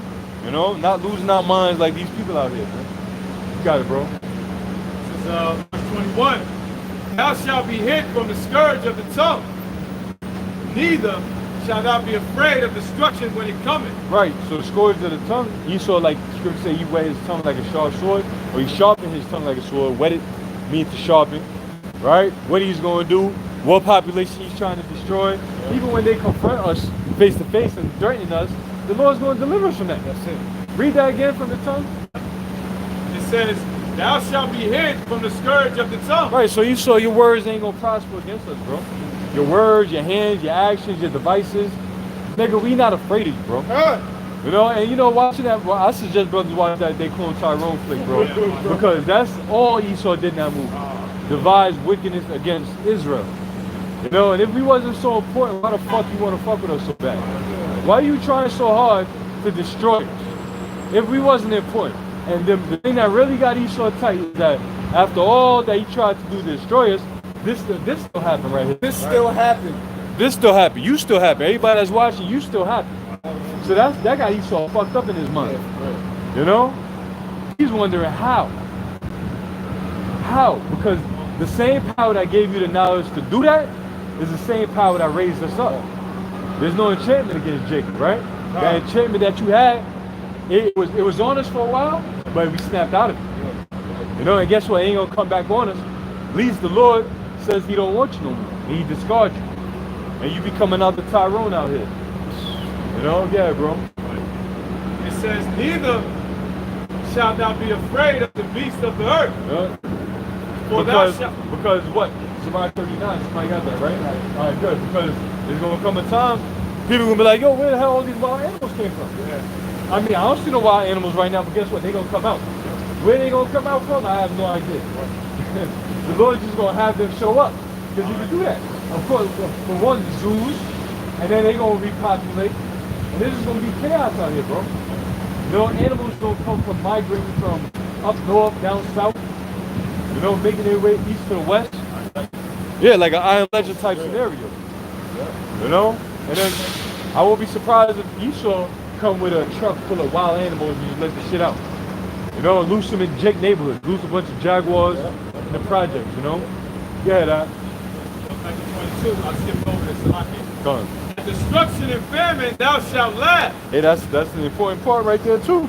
The Lord said we gonna laugh at destruction and famine. Brothers gonna be laughing, bro. I haven't had a good laugh in a long fucking time. I haven't even felt a laugh like that. I'm gonna laugh when I see people dying, starving, getting ripped apart by gazelles. No, not gazelles, but gazelle can horn you to death. But lions tearing you up, you know? Getting slapped by a damn cheetah. You know what I'm saying? Brown bears coming out. Brown bears, grizzlies, black bears too. Black bears, there's a whole bunch of them where I stay at, where I live at. But them motherfuckers, they don't really fuck with you, but the Lord's gonna put a spirit on them and start fucking with you. They're gonna come down in the cities. Cougars. Oh yeah, mountain lions. Mountain lions. You know? Yeah, bro. You said we gonna laugh, right? That's right, bro. Yeah. At destruction and famine thou shalt laugh. Neither shalt thou be afraid of the beasts of the earth. Right, neither you gonna be afraid of the beasts of the earth. Why? Because the Lord is gonna have it to where they're gonna be in league with us. Like the next verse is gonna say. We're not gonna have to worry about it. See like how Jake got a fear of dogs and pit bulls and chihuahuas? Brothers, the elect, ain't no lion gonna be fucking with you. That's why scriptures like Daniel and the lion's den. Right. You know, the story of Daniel and the lion's den. You know? Things of that nature. Lions ain't gonna mess with you. Like the scriptures tell you that the angel of the Lord shut the lion's mouth. So there's going to be angels because Sirach 39. Right? Matter of fact, let me finish that. I know I kept pulling that, but yeah, finish that and then you're going to get it. It says, for thou shalt be in league with the stones of the field. We're going to be in tune with nature again. You know, we're going to be in tune with the actual stones, healing agents, you know, certain herbs, the knowledge, right? Wisdom and knowledge shall be the stability of our tongue. The Lord's going to give you certain knowledge of certain things. You know, you ain't going to have to worry about that, you know, because Jake worried, you know, I'm a city boy, I don't know how it's going to be in the wilderness. Don't worry about that. I don't know how to start a campfire, a fire. Don't worry about it. I don't know how to set up a tent to do, which is good things to know. But when that time comes, the Lord's going to give us the knowledge we need to get by. All right? Look at it, bro. It says, and the beasts of the field shall be at peace with thee. And thou shalt know that thy tabernacle shall be in peace. Right, so your dwelling, the tabernacle, is going to be at peace because the Lord, because we're making ourselves, not we're making ourselves, but we are making sure that we're at peace without making. Right. So that when he comes to send wrath, he shows us peace. Right? And all his creatures and his creation, he's going to allow them to show us peace as well. Right. All right? And not be a spirit that's created for vengeance for us. So you can end it, that last verse or last line, and then the brother will get that. And thou shalt visit thy habitation and shalt not sin. Right. So we're going to be good. Ultimately, you know, we're going to be good on this side, Lord, will be the elect to the kingdom. But it's happening now. This is the great transformation that's taking place. So you got it, bro. Yeah, this is Sirach 39 and 28. There be spirits that are created for vengeance, right, which in their fury lay on sore strokes. Right, some of the spirits we gonna talk about, or we are speaking about, is the wild beast or beast in general. You know, famine. The brother's gonna read it, guys. In the time of destruction, they pour out their force and appease the wrath of him that made them. Right, so in the time of destruction, you got spirits that are appointed for destruction. So if it ain't destruction, they I guess you could, I won't even say they on standby because there's always destruction happening. There's always destruction taking place. But what the Lord is about to do is about to unleash full-fledged. The whole entire army is about to come swooping out. All right? To do what? To destroy. Yeah? It says fire and hail and famine and death. Fire and hail. Fire destroys. You know, all the wildfires that Esau is setting up. Even though he's setting it up, guess what? It's still fire. Yeah. It's still a spirit created for vengeance. Yeah. And it still serves a purpose of destroying crops, destroying more trees, causing more toxins in the atmosphere, which in return is going to destroy us. Or not us, but these people. Because the elect ain't going to be destroyed. And I hope I'm part of the elect. That's why I say that. I hope we're part of the elect. Go ahead. It says fire. And hail. Hail could cause damage. There's countries that experience hail the size of damn football. Yeah. You know, golf balls. I've seen hail the size of golf balls. Yeah. You know, you worry about your damn car about to get his windshield caved in. You know, just coming down pelting. But that knocked somebody out over the head, like this damn Bati boy walking up right now. I wish hail would just come and knock his cap off his head. You know? Yeah. I rejoice, man. I'll put it on camera, rejoice. Oh yeah. You know, grab a bottle after camp. Yeah. It says, and famine and death. Famine and death. We talking about what right now? Famine. Okay. Now pause real quick and get the Russia article. Yeah. This is from the RT. Black Sea reindeer is terminated. Published 2 weeks ago. That said a lot. Dmitry Is that Peskov published when? 2 weeks ago, okay. Dmitry Peskov told reporters that the end of the agreement is not related to Ukraine's attack on the Crimean Bridge. All right. The agreements underpinning the controversial Black Sea reindeers have been terminated. The Kremlin announced on Monday morning. Spokesman Dmitry Peskov said that Russia will immediately return to the arrangement when all parties concerned implement the previous agreed steps. Speaking at a press briefing on Monday, the day that the deal expired, Peskov said Black Sea agreements effectively. Hold on 1 second. Let me read this, because just because now I know. I just looked it up. For those who don't know, what is the Black Sea grain deal that you're reading about, right? It says, speaking at the Russia-Africa Economic Humanitarian Forum in St. Petersburg,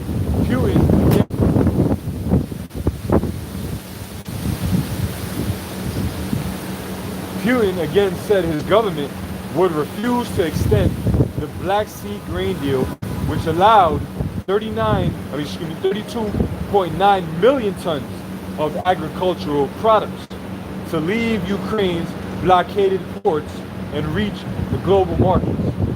So what does that tell you? 32.9 million tons of agricultural products, which could be any type of grain, right? Any type of grain, wheat, barley, rice, whatever. If they know for just wheat, then that's what it is. But it's gonna what? It's gonna stop from leaving Ukraine's blockaded ports and prevent from reaching the global markets. So what is that going to do? It's going to directly affect or impact the global markets. And it's going to eventually cause inflation. It's going to cause a supply and demand situation. The supply is low, so what's going to be the demand? High.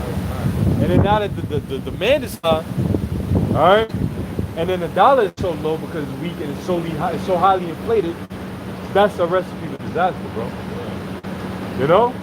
And that's the time we're approaching. So now it's going to be a scarcity. A famine means lack of bread, right? Or lack of food and water. All right? It doesn't necessarily mean it's obsolete 100%, but it means a lack of it. So this is going to be a great famine, which is going to be to the point where it's damn near impossible to get something to eat, but not for the elect. And the elect is a small number.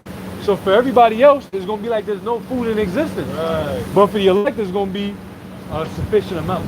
Right. All right? And we want that to happen. Right. You know, all this easy, convenient. Let's go to the pizza shop. Let's go to the Chinese restaurant. Watch Chinese food go up. Because what are they known for? That damn fried rice. Yeah, oh shit. You know, that rice is going to go up. That little quart bucket that they sell for $9 is going to be $19. And you know they ain't going to take no shorts, them goofs.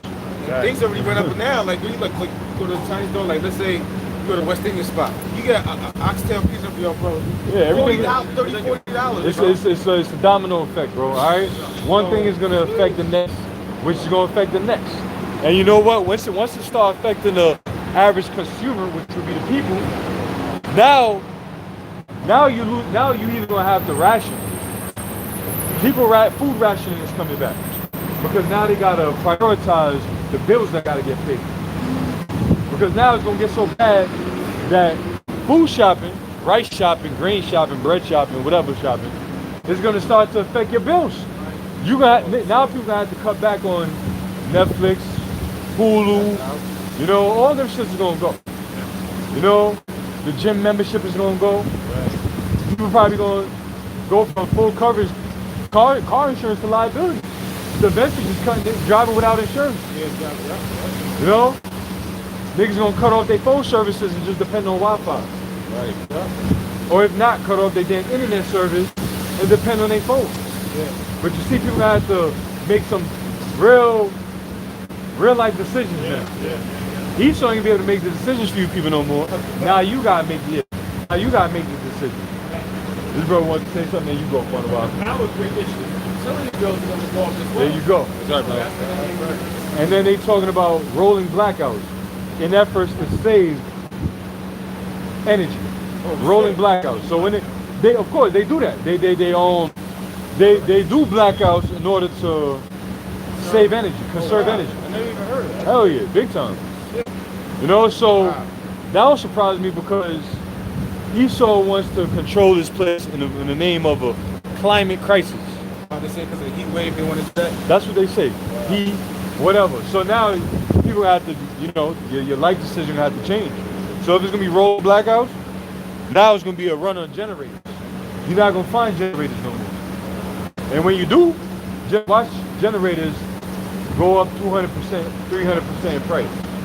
It's gonna be you're gonna be a king if you got generators. And if you got fuel, you gonna be the prince. Y'all come together, y'all got your little mini kingdom in the neighborhood.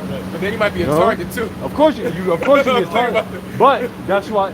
See, that's why that Esau got his priorities in check somewhat. Okay. Esau would be a fool to go get a generator and a lifetime supply of gas and not have guns. But would Esau do that? No, he would not.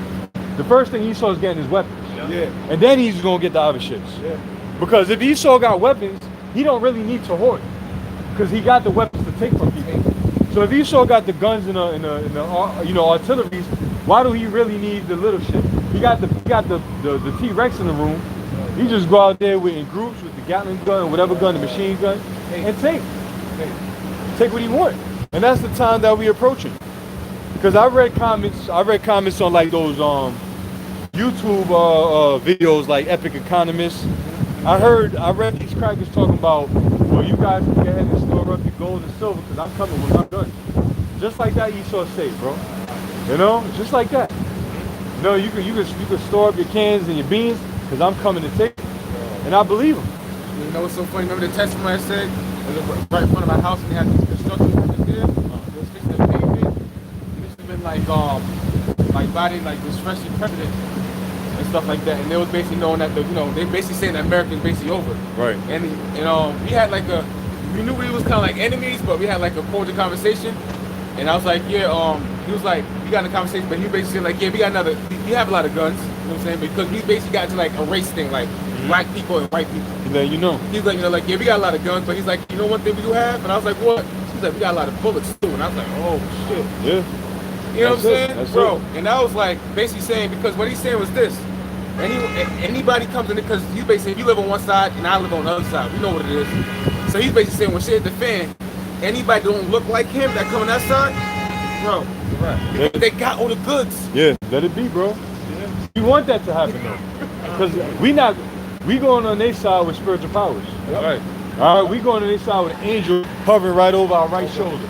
So fuck Esau. You gonna see a brown, you see a beige motherfucker walking up your neighborhood with spiritual powers, motherfucker. Right. What you gonna do? You know what I'm saying? We gonna do nothing.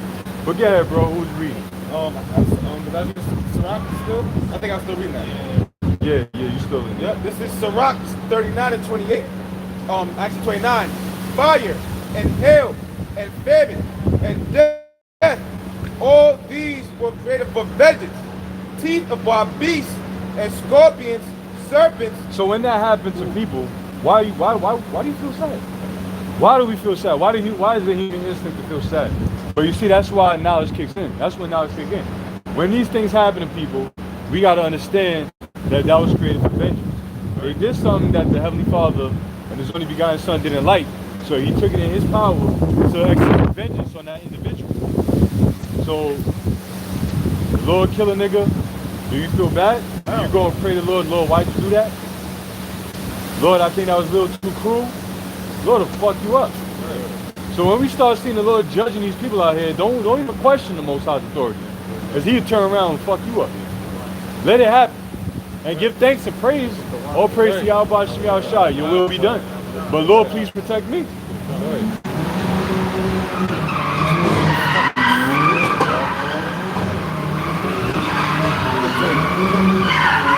Wow. Hey, well, he got control over that vehicle until the Lord said otherwise. Yeah. Right. The Fast and Furious demon. Nigga doing donuts in the middle of the intersection. Right. That goes more passing by. So you have to show off just a little bit. All that for some pussy, bro? Yeah, all That that. he ain't gonna get? Yeah. But remember there's a short video on YouTube called How It Will Go Down. Yeah. Remember that. I suggest you brothers and sisters that haven't seen it before, give it a check. Yeah, it's good. It's called How It Will Go Down. Yeah, A good scenario video. I watched it, the lights off and everything. Yeah. Get yourself in that mind frame. Watch that with the lights off. Hey, that's another thing. You said what? I watched that video with the lights off and just closed my eyes. Put you in the bro. feeling. Yeah. Yeah, just got it. It's gonna be crazy. It's gonna be an eerie feeling out here, but it's gonna be all good for your leg. Finish that up in 𝙱 39. God. And then nobody got Job. Not Job. I got the Lamentation 4. Yeah. Yep, I got it. So it says 30 teeth of what? This is Ecclesiasticus or 𝙱 39 and 30. Yeah. Teeth of wild beasts and scorpions, serpents, and the sword punishing the wicked to destruction. Right. Punishing the wicked to destruction. So when we see these things, when we see these things happen, that's the wicked getting punished to destruction. So let it be. That's my attitude towards it. Let it be. Right. You know, because I don't even waste my energy getting mad at these motherfuckers no more, bro. I just save my energy for the truth and for what really matters. Right. Of course we get mad. Yeah. But you know what I mean, bro? It's like, yo, Lord, What can we really do? You know, what can we do? What can we really do? We get vexed. But you know, you learn how to channel your anger over time, bro, and do something productive with that energy and that anger. And you know, you might direct it to a lesson or something. Right. I mean, you ain't gonna get mad and just cursing and just sitting there and not doing nothing. Right. Direct it, go do some push-ups or pull-ups or something, or do a video, or study, or read, or do something. You know, direct that energy, because getting mad over these damn fucking sodomites, bro. I mean, and you know, and then next thing you want to do is put your foot up their ass. Right. You know, which we got the right to be mad. That's number one. We gotta be. It's our God-given right to be mad at the wickedness that we see going on in this society, man. You know, and that's why. See, when the Lord really put his anger in us, we gonna know what the Lord really felt this whole time. And we gonna be like, wow, I thought I was mad? Holy shit. Get it, bro. We already then shall come to pass if they say unto thee, whither shall we go forth? Then shalt thou tell them, thus saith the Lord Yahweh, 𝙱𝚁𝙴𝙰𝙾𝙺, such as fall from death to death, and such as off the sword to the sword, and such as off the famine to the famine. In other words, you already allotted to how you gonna die. So when you go that way, when you die that way, the Lord is saying in the book of Jeremiah through the prophet Jeremiah that those that are for death are going to die. Those that are for the sword are going to die by the sword. That's right. Those that are going to die by famine are going to die by the famine. So when we see it happen, we got to understand that was already preordained to happen. Right. The way it's going to happen. You know, so get it. And nothing can change that. Right. You can't change it. You can't stop that. You can't save somebody that's not meant to be saved. Right. You know? Yeah. It says, and such as offer the famine to the famine, and such as offer the captivity to the captivity. Yeah. And I will appoint over them 4 kinds, saith the Lord Yahweh. You shall escort the slave, Right. 𝙱𝚁𝙾𝙺, Right. and the fowls of the heaven, Yep. and the beasts of the earth to devour and destroy. Teeth of wild beasts, Sirach 39 chapter. You see? All that's gonna happen, man. You know, it's gonna be like a series. They got a movie or a series called Series of Unfortunate Events. Well, it's gonna be Babylon is a series of unfortunate events. America is a series of unfortunate events. And that's all we about to see. Unfortunate for these people, but fortunate for the elect. You know, and that's the beauty of fighting this good fight of faith, man. Right. It's the reward of not dealing with the inevitable. Right. Yeah. What's that movie? That series is called Wrong Turn. Yeah. Can I have a lot of that? Turn. Oh, yeah. For real. Explain what that is. So basically, yeah, these two people. Like this is like one of my favorite movies growing up. I always so much. A lot of other people go to the wrong spot, so to speak, and they would pretty much get cannibalized By inbred family. by inbred families. Yeah. They would get hunted, and then they would get cannibalized. Yep. So there's gonna be a lot of that happening. They could probably cannibalism. These wicked is gonna be number long term. You know, the Lord ain't directing their path, so which in a way he is directing it to destruction. Right. So I take that back. But he's not just directing it for righteousness and salvation. So even if they make a wrong turn, really it was the right turn. Right. He's leading them to destruction. Leading them to destruction. That's right. No ifs, ands, or buts. Because why? They're appointed for the sword, the death, the famine, the famine. Right. No matter what turn, nigga, you turn, they turn, you gonna reach up to that destruction. Yeah. And even going back to that girl and her vision, they were like happy to receive that human flesh, because there literally was no birds, there was no food in them, there was no water, no nothing. So when they received that package from Clonade, it was like like a belief, but what's that when you have something like real, like a high, it's like a delicacy, bro. And she couldn't believe that they were like, yo, we got nothing else. This is like the best, you know what I'm saying? We're gonna eat. But it was a human flesh, bro. That's how bad it's gonna be. That people are gonna be happy to eat. If the news came out, like in the not real news, but the bullshit, CBS News, Fox News, CNN, that there's human meat in McDonald's, people still gonna eat it. They're gonna eat that. People still gonna eat it, bro. So that it don't even surprise me that a person will consider human meat delicacy. You see what I'm saying, bro? Because eating human meat is a psychological shit. It's a psychological distress and a cry for help. So if you get what I'm saying, because the mind, once the mind is made up, bro, it's a wrap. You know, it's a wrap. The mind, without the mind, you ain't doing shit. So if a person is convinced in their mind that it's okay to eat human meat, then they're gonna do it. Just like how these weirdos is convinced in their mind that it's okay to be a part of the Crayola community and to be part of the ped and all of that. If they can convince themselves that it's okay, then I don't see a problem with. I don't see why they would have a problem with eating human meat at all. You know, I can see them saying, "Yo, I got some jerk ass, some jerk." Some jerk.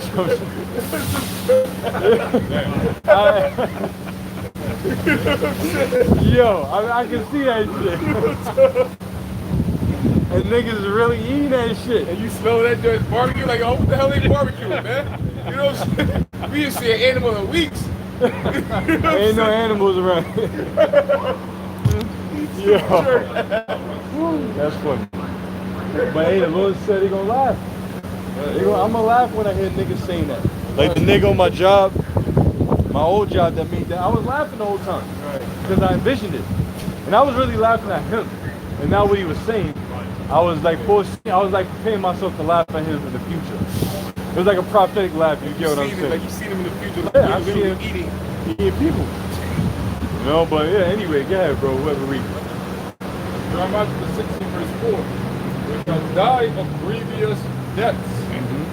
It shall not be lamented, neither shall it be buried. Yup. As done upon the face of the earth. Yeah. They shall be consumed by the sword and by famine, and their carcasses shall be meat from the fowls of heaven and the beasts of the earth. And starvation is a grievous death. That's the worst death. Yeah. Lamentation 4. This is Lamentation chapter 4, verse 9. It says, they that be slain with the sword are better than they that be slain with hunger. Right, so they that are slain with the sword, the gun, actual sword, knife, or any other instrument of cruelty is better than they that be slain with hunger. So you rather get shot up, you know, or even keep a wild beast or some shit. As cruel as that looks, and as painful as that look and may feel, it's better to deal with that than to deal with having to slowly die.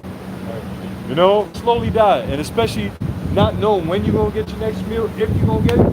That's mental torment. It's a mental death and it's a physical death. You can't sleep. You can't sleep. You won't be able to sleep. You can't do nothing. You will lose sleep. Your body starts eating itself up. You know, it's the whole process behind starvation, and that's how much the Lord hates the wicked in this world. Again, And it goes into detail. It tells you. It says, for these pine away, stricken through for want of the fruits of the field. right, and what's pining away means to be wasted away. Your body's actually going to waste, decay within itself, eat itself out from the inside, because your body knows how to survive. But then it comes a point where it can't survive. In other words, it knows how to tap into survival mode up until it cannot anymore. You know, it's like a vehicle going through its reservoir. You know, going through its reserves. Once you go through the reserve, that's the process of starvation. Right. Once you go through the reserve, the car break down. Next thing you know, it's smoking. It got ain't going nowhere. It's kicking. You know, no oil, no fluids, or nothing. Your body just break down, and guess what? It can't be salvaged. All right, can't. There's nothing you can do with it. But it's going to pine away. It's going to decay. It's going to be left for what? The fowls of the earth, fowls of the air, the beasts of the field. The vultures are going to come and pluck at it. Stench. Yup. Start smelling bad. that it come a point where you can't, like you start to the point where somebody offers you some meat, you can't eat it. You don't even have the energy to break that food down. You know what I'm saying? And and if you do, that might be your last meal. Yeah. That might be the last meal you eat. Your body was gonna be like, what the, you know, it's gonna go crazy. You know? Go ahead, bro. That was in Lamentations. Yeah, it's a little bit more. It says, yep. Go to Ezekiel the 7th chapter, verse 14 or 15. If somebody can get Ezekiel 14 to 13. Ezekiel chapter what? 7 and 15 chapter. This is And Ezekiel 14. Yep. This is Ezekiel chapter 7, verse 14, and it reads, "They have blown the trumpet, even to make already, but none goeth to the battle, for my wrath is upon all the multitude thereof." Right, we blowing the trumpet. We warning the people. Just like they did during the time of 70 AD and after. You know, the last stronghold was Masada. They did what? They besieged it. They literally encamped around about it and kept it to where Jake couldn't come down for food. They cut off Jake's food supply, water supply. You know, set up garrisons down below the mountain. So Jake couldn't come in and out. You know what I'm saying?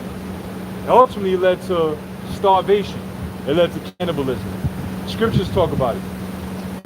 I believe it's also in Lamentations that during the destruction of my people, children where they meet, no one of you gonna get that. But read that again, whoever's reading that. This is Ezekiel chapter 7, verse 14. "They have blown the trumpet, even to make all ready, but none goeth to the battle, for my wrath is upon all the multitude thereof." Go back to Lamentations 4, because you read 9. It was in verse 10. And then you're gonna go back to that. This is Lamentations, 4:10, right? Yeah. Chapter 4, verse 10, and it reads, "The hands of the beautiful women have sodden their own children." You read verse 9, right? Yes, I did. You read verse 9, but you read verse 10. Yes, Sorry. And now it tells you about, read verse 9 again and go straight to Okay, 10. got you. So let me start again. This is Lamentations chapter 4, verse 9. "They that be slain with the sword are better than they that be slain with hunger." Now let's take this back to 70 AD, because that's what was happening. Jake was getting killed. Jake was getting slaughtered, right? And you had some Israelites that fled. You know, some stayed. Some went up into the mountains. Go ahead. It says, "For these pine away, stricken through for the want of the fruits of the field. Yeah. The hands of the pitiful women have sodden their own children." Right, and there was an account when the Lord was getting ready to be crucified. It's the spirit. That's what you got? Had it, My brother. My brother. Yeah. This is Luke 23. Luke 23, 27 and 28. "And there followed him a great company of people and of women, which also bewailed and lamented him. And Yahushua turning unto them said, Daughters of Jerusalem, weep not for me, but weep for yourselves Beautiful. and for your children." So as the Lord was getting ready to get crucified, they were weeping, rightfully so, right? Right. But the Lord, that was a cold statement, bro. Yeah, that was a cold statement. Like, everybody, see, some Israelites understood what was going on, but then some didn't. The ones that were weeping, obviously they believed in the Lord, right? While you had others that were doing what? Cheering. So them weeping, the Lord still made the statement. That's how we know that, what is it, Luke 21, where it says, "Woe to them that with child and with suck." It ain't talking about now. It's talking about then. Because there was nobody to save nobody from this situation. Daniel 12:1, that's how we know that wasn't Jacob's trouble back then. That's how we know this ain't Daniel 12:1. Because nobody saved nobody out of that situation, right? But this time it's totally different. So again, But Yahushua turning unto them said, Daughters of Jerusalem, right? Weep not for me, but weep for yourselves and for your children. So the Lord's like, yo, don't cry for me. Right. Cry for yourself and for your children. Now I wonder what was going through their head. That went over their head. They were women, they were in their emotions, they were in their feelings. I know that went over their head. You know what I'm saying? Because at the same time, their Lord, our Lord was getting crucified. So their focus is on, well, okay, whatever, but Yahushua, rightfully so. Right. We're not knocking them. Right. But guess what? If the Lord made that statement, then that means these same women, not saying that they were the ones that were starved out, right, because that's really a reward for the wicked. Right. But to get put to death, they probably got put to death. Right. They probably got put to death. Because you had some righteous individuals during the time of Maccabees that got killed for the Lord. Right. Versus those that became sellouts in order to save their ass. Right? So the ones, like Jesus Maccabees, it was like, yo, we ain't gonna sit back and get killed on the Sabbath. We gonna fight back. So what do you think the ones that took the L and got killed? They probably was, I believe they probably left. They just had to go out the hard way. Because you had the sellouts that was like, nah, fuck that. I'm gonna be on your side, Greeks. Yep. And that's just my, my perspective, my opinion. Yeah, bro. Verse 29. For behold, the days are coming. So the Lord is making a prophecy. He's foretelling what they're about to go through. Right. Right? For behold, the days are coming in the which they shall say, blessed are the barren. Right. And the wombs that never bear. Right. And the paps which never gave suck. That's right, bro. Because it's gonna be better to be a barren woman. Because you ain't got no children to watch suffer. Right. You don't have 7 children, 5, 3, or 2, or 1. That's gonna be starving, watching the Romans come and kill your whole family, your husband trying to kill you, rape you, and your children, and furthermore the starvation process. So you a solo individual, and like I said, that's talking about then. Because scriptures say about now, she shall be saved through childbearing. So that's talking about then. So brothers that have wives with children, whatever amount, if you part of the elect, your children are going to be saved through that. And your wife, if she continues in the faith, she'll be saved. If not, she's a Lot's wife. Scripture said, remember Lot's wife too. Verse 30. Then shall they begin to say to the mountains, fall on us, and to the hills, cover us. Right. For if they do these things in a green tree, what shall be done in the dry? And that's back then, right? Because that's when Yahushua was on the scene. That's the early rain, right? Like the scripture speak about the early and the latter rain. Well, that's when Yahushua was on the scene, and that's when the prophecies were being fulfilled. He came not to destroy, but to fulfill. So that represents that time being that green tree. Because these things were yet to grow up and flourish and come to pass. Because after time goes by, what happens with a tree? It grows fruit, and then after a certain season, it stops to grow fruit, and it so-called dies, so to speak. You know what I'm saying? So now we're in the dry. After all this time done passed from Yahushua over 2,000 years ago till now we're in the dry.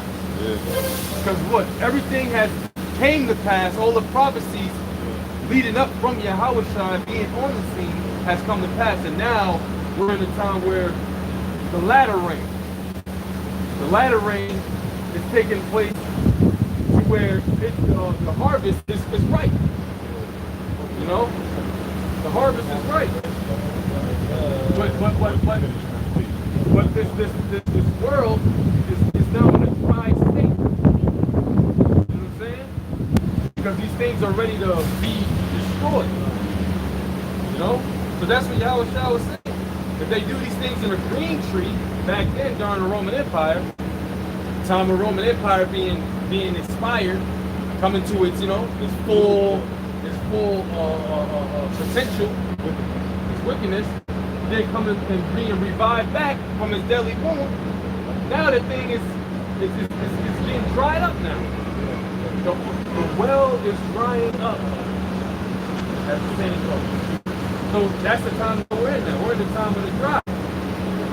Alright? So the knowledge, wisdom, and understanding is being pushed out. Alright? The elect are being sealed.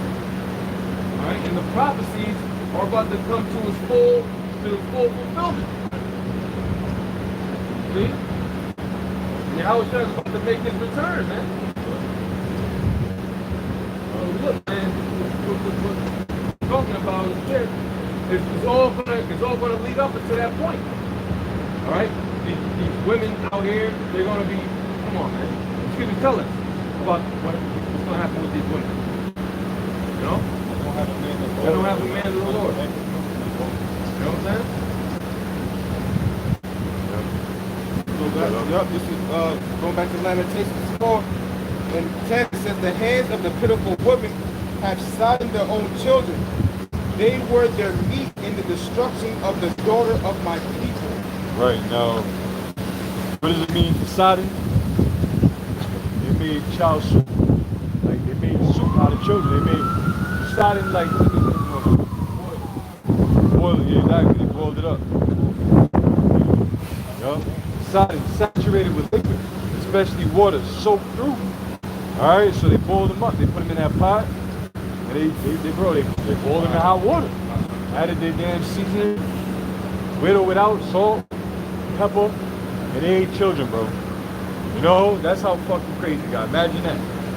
You chop your child up, man, you gotta be real low. You gotta be real low. You got some real demons on you to be eating any human being. And for how much more your own children.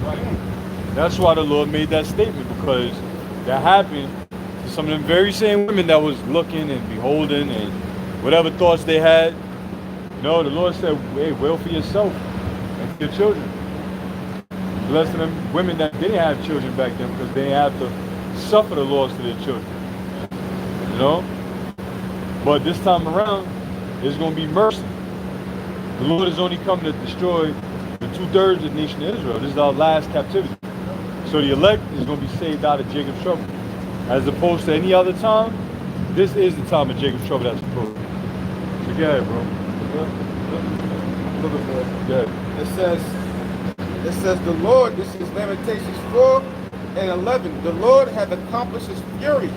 He hath poured out his fierce anger, and hath kindled a fire in Zion, and hath devoured the foundations thereof. Yeah. That's what it's going to boil down to. You know, and Zion is talking about the Israelites. So everywhere Israel is, that's what the Lord referred to as Zion. You know, the Israelites. You know, the monument. So the Lord said he's going to destroy in Zion. He ain't talking about the Holy Land per se. He's talking about where the Israelites are dwelling. So where the majority of the Israelites at? Right here in Babylon. You know? You got it. And it came to pass after this that Benadad, king of Syria, gathered all his hosts and went up and besieged Samaria. And there was a great famine in Samaria. And behold, he besieged it until an ass's head was sold for 4 pieces of silver. Yeah. And the 4th part of a calf of those thumbs. 80 pieces of silver, which is a lot of money. That's a lot of money. Think about it. Judas Iscariot sold out the Lord for 30 pieces of silver. You know, 30 shekels of silver. And that gotta be a lot of money. Bribe money, sell out money. You know, how much? What's the dowry for a damsel again? 40 shekels? Yeah, I think it's 40. For a damsel. 40 or 50.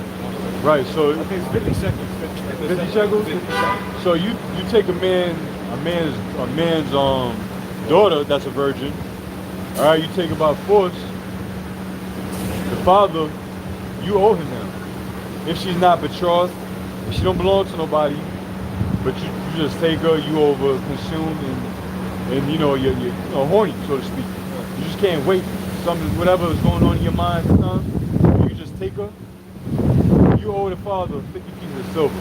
So I'm just saying that to show you the amount of money that is. It ain't like 50 cents over here, 50 quarters, or none of that, all right? It's actual money and wealth. You destroyed my property, you tainted my property, so now you owe me, all right? So 80 pieces of silver for a damn head of a donkey, which, one, that's an unlawful creature, it's unlawful to eat, so that's an abomination to eat that. And two, the head of any animal does not have meat, if anything.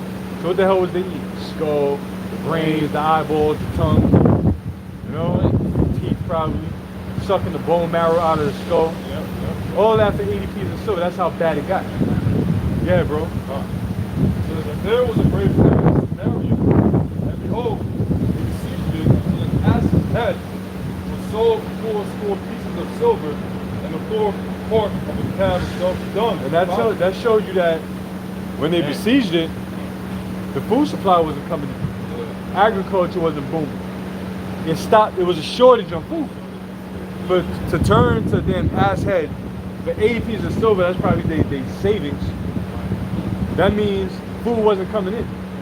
So whoever was charging that for ass head understood inflation, supply and demand, and desperation. All that's coming back to Babylon.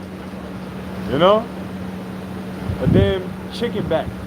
Don't be surprised you go niggas hustling chicken backs for $100.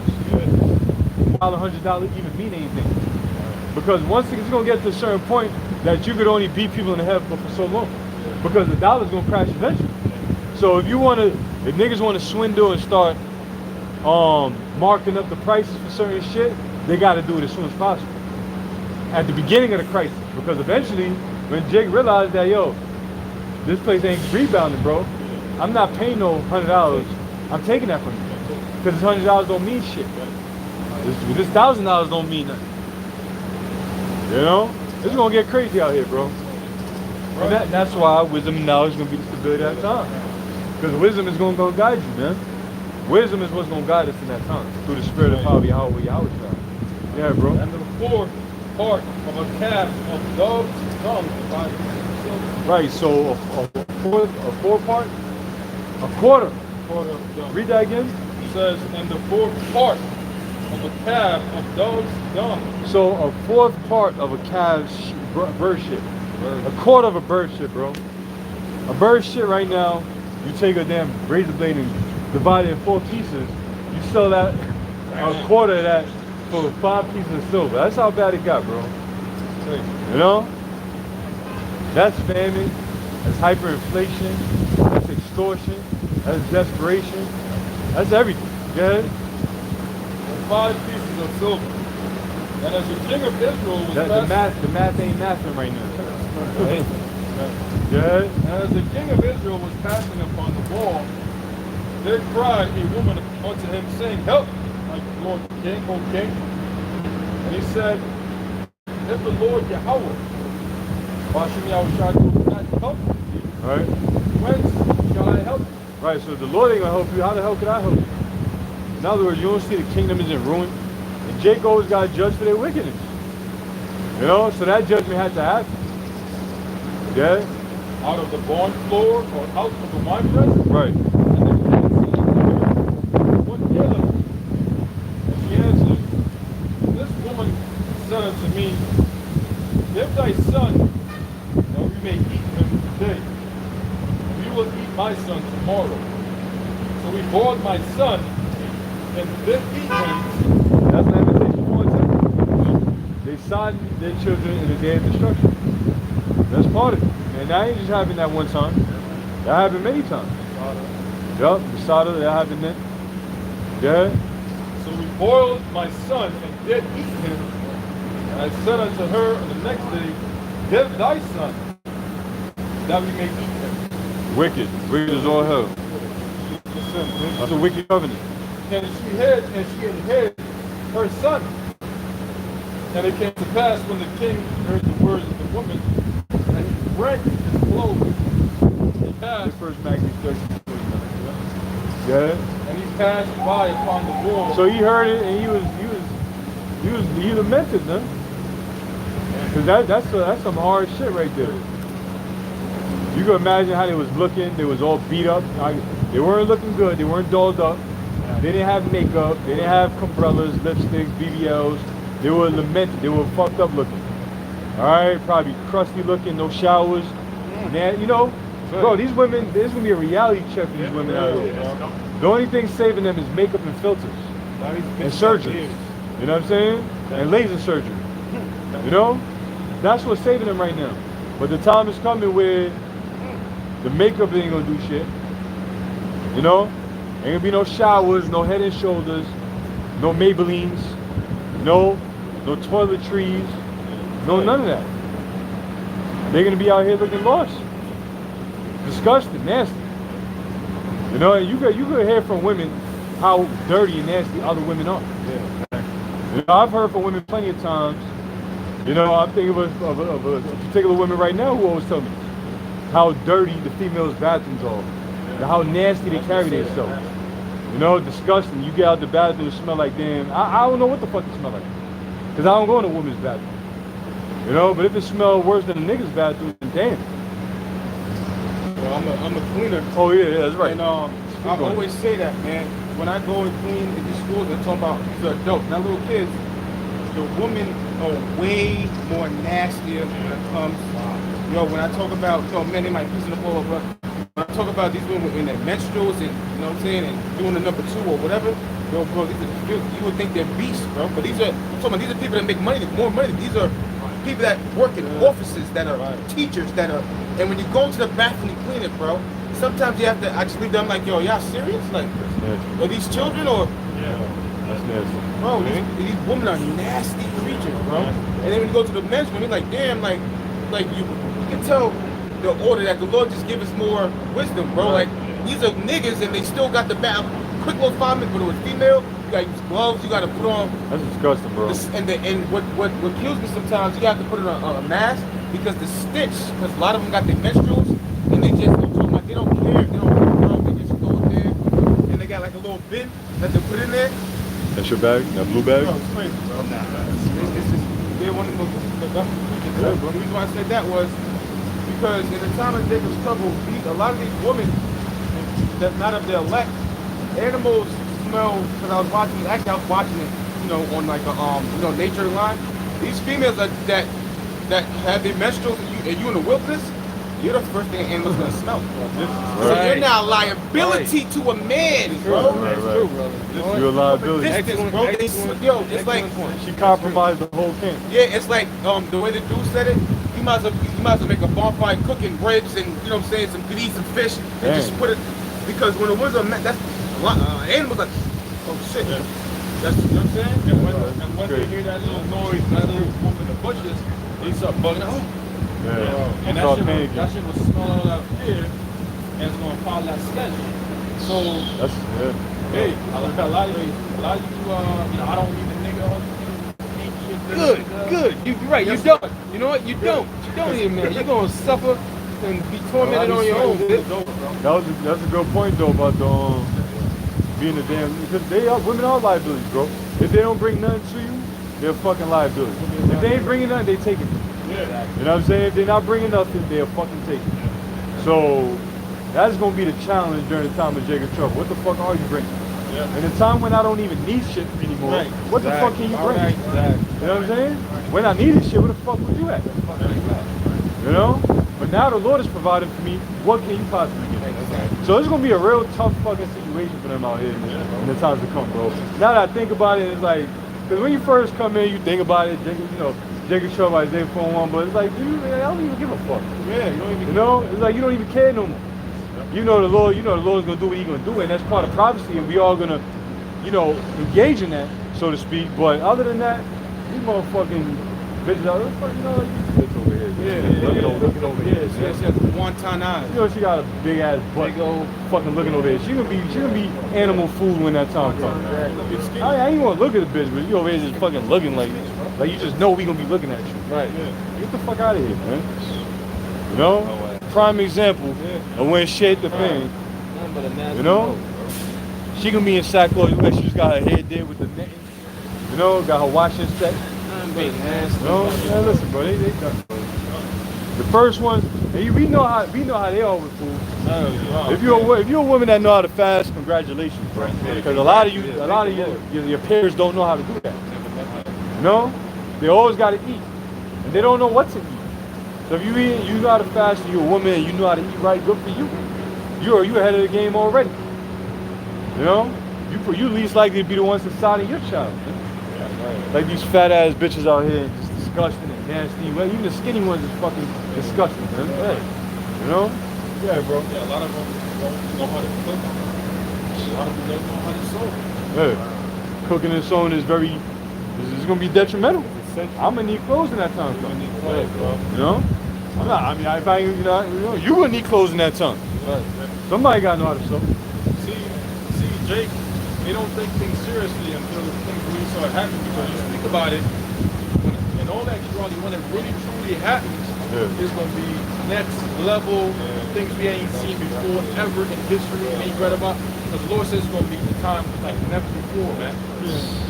So, you can sit behind your computer screen and scroll and talk all kind of shit. Everything is required.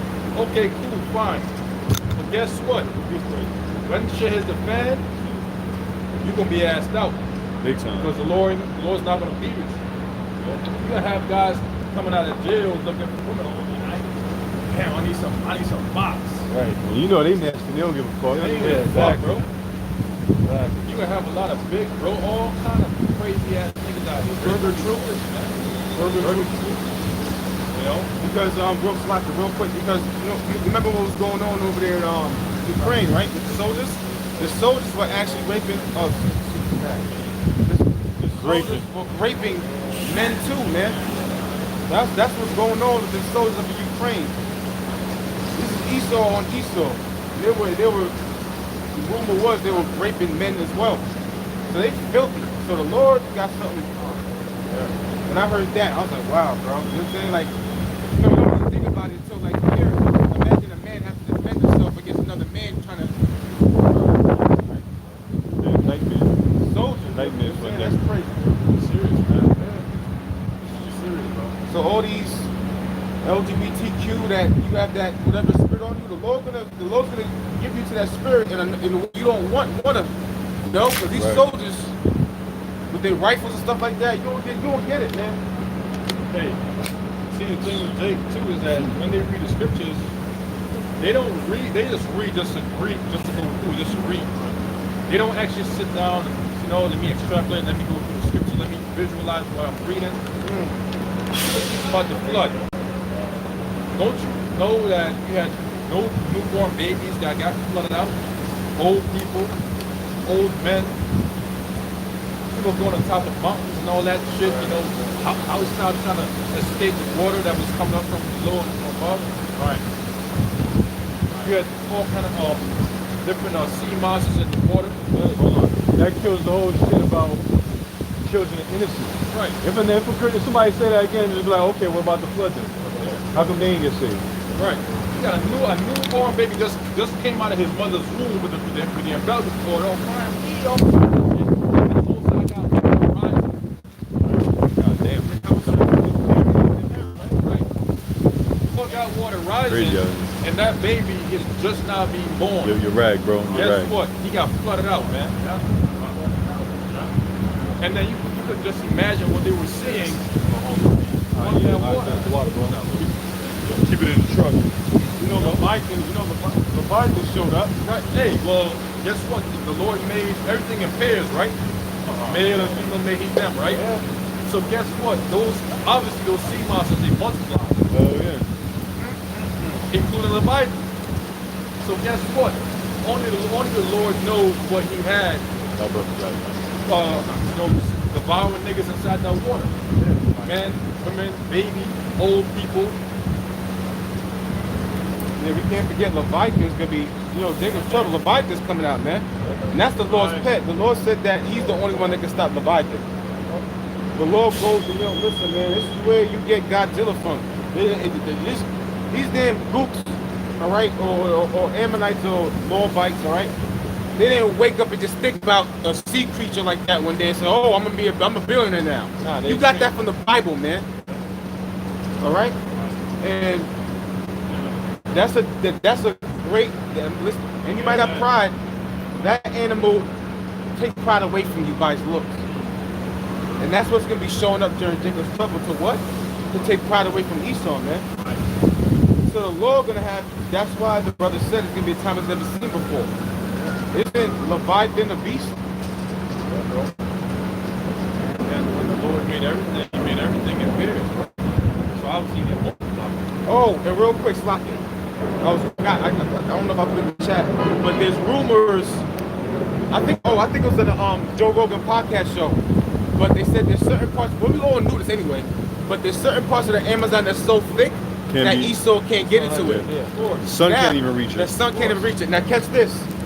And there's caves that have forests in it that have somehow have sun. I don't know how they get and how the plants are grown because they said without the sun and stuff like that. But rumor is that this dude from Dogo's podcast, he said, rumor is that there's dinosaurs.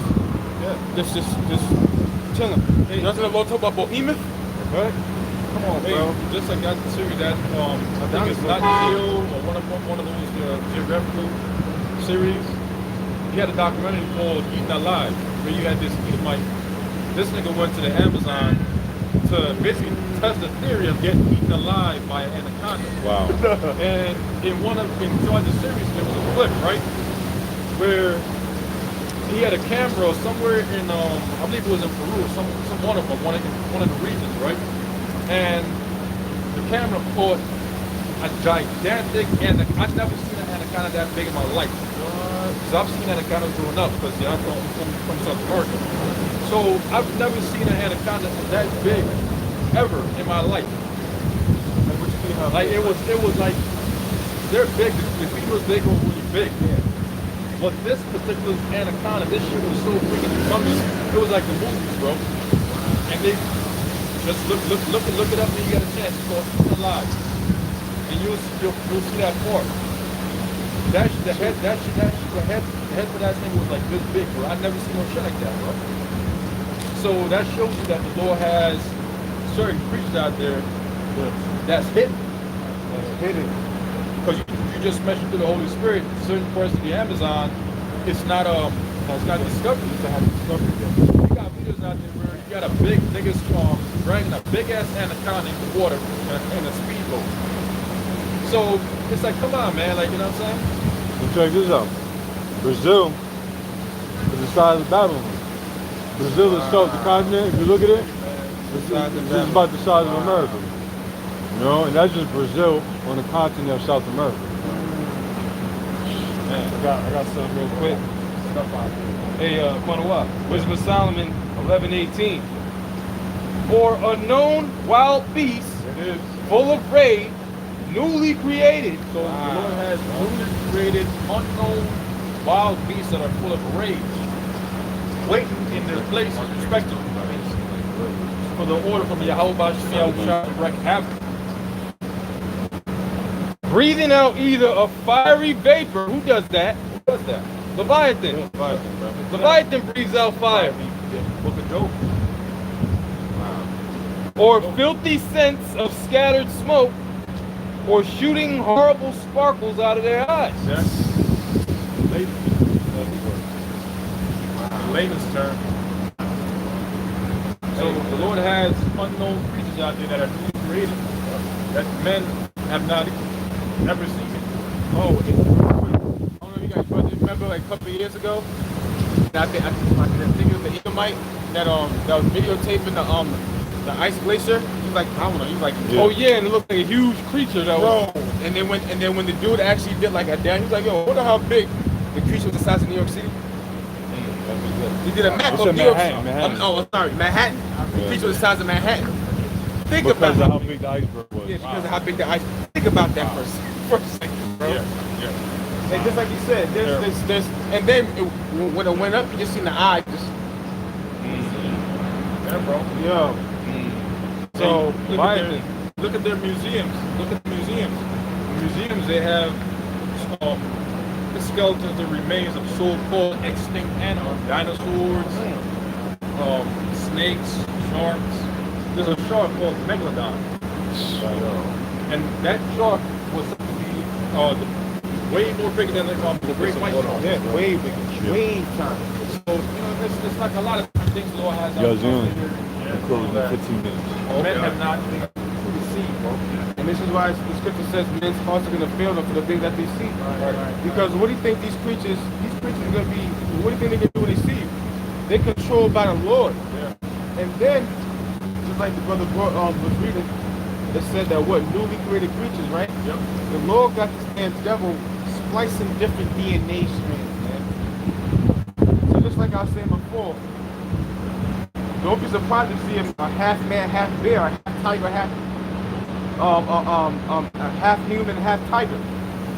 that's not even human, because remember the Greeks, they said it was satire, but I didn't believe it. They made half king, half man, and then they killed it, they said. Something like that, whatever it was. But you know, it's under these underground facilities, that these blacklist facilities, they're doing all that, man. They've grown them, right, just to take their experiment on their DNA so they can have whatever, you know, whatever special stuff that they get from, you know what I'm saying? So there's a lot of things that the Lord's about to open up. And if you don't have your 𝙱𝚻𝙾𝙺𝙴𝙾, man, you're gonna be found naked. All right? Let's get Isaiah 33:6 real quick. Isaiah 33, verse 6. Because that's something that we people don't have. We have, it's like the apostle said, man, we have something special for real, man. You know, to other people it might not seem like we have anything. It seem crazy, we might seem bugged out. Because you can't speak like we want to speak to people, because they'll automatically think we're crazy. But we got something special, man.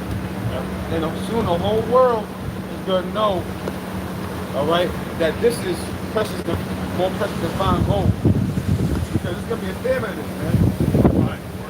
We should. Another thing I want to go check out. I read the book a lot when I was younger, but I'm gonna watch the movie Fahrenheit 451, which is basically goes into a fireman. Well, firemen, as in this movie and or in the future, are made to they actually make fires. And with the fires that they do is that their job is to basically burn all the books in the world. Why do they want to burn all the books of the world? Because why? Because it has history. It has wisdom, knowledge, and understanding. But really, when Esau made that movie, he was actually talking about burning the Bible, man. Because the most selling book, the biggest selling book is the Bible. The most selling book is the Bible, man. All right. This is the book that basically dug their grave. All right. Use this book to basically put our people into captivity, but this book is going to destroy you. This book is bringing you down. Look at that, brother. Isaiah 33, verse 6. Wisdom and knowledge shall be the stability of thy times. What times is that talking about? It's talking about Jacob's trouble. Those are the times we headed into. And we're going to sound like a broken record till it goes down. Right. We're going to sound like a broken record till the famine of the word comes. All right, we're going to soak up all this information through the power spirit of the 𝙱𝚻𝙾𝙺𝙴𝙾. We're going to get ourselves prepared every single day until it happens. You're not going to be asking. A brother's not going to look at another brother like, oh my God, brother, what's going on? Right. We're going to have to look like, yo, we're ready. We're waiting. So other people, we're going to be special from it just by, let's say, a carnal sense. Because we're going to have a calmness about us. So when people look at that, they be like, yo, hold up. Well, why is this nigga so calm, cool, and collected? Why is this nigga laughing? Why is this nigga straight? Right. Wait, who's he praising? Saying, what's that name you talking about? Right. Bro, all that shit is shut down, bro. Y'all people gonna see who the real gold is on the earth, man.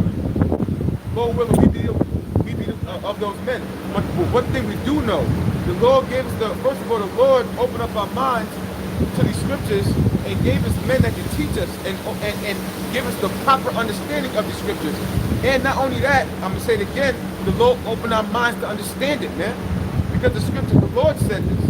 And all that get the understanding, man. Why?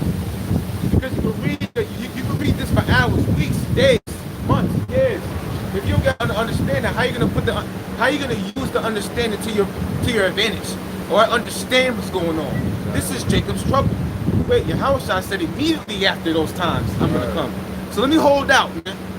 Let me go. What's the you wanna give us a see hit? Well, the Bible says that's the mark of the beast. So to hell with you in that fucking shit. That's understanding. Let me not do this because it's gonna get the Lord mad. Right. That's understanding, bro. Right. So that's why the Lord said wisdom and knowledge should be the stability of that time. Because we're gonna be prepared for Jacob's trouble, is what we're saying.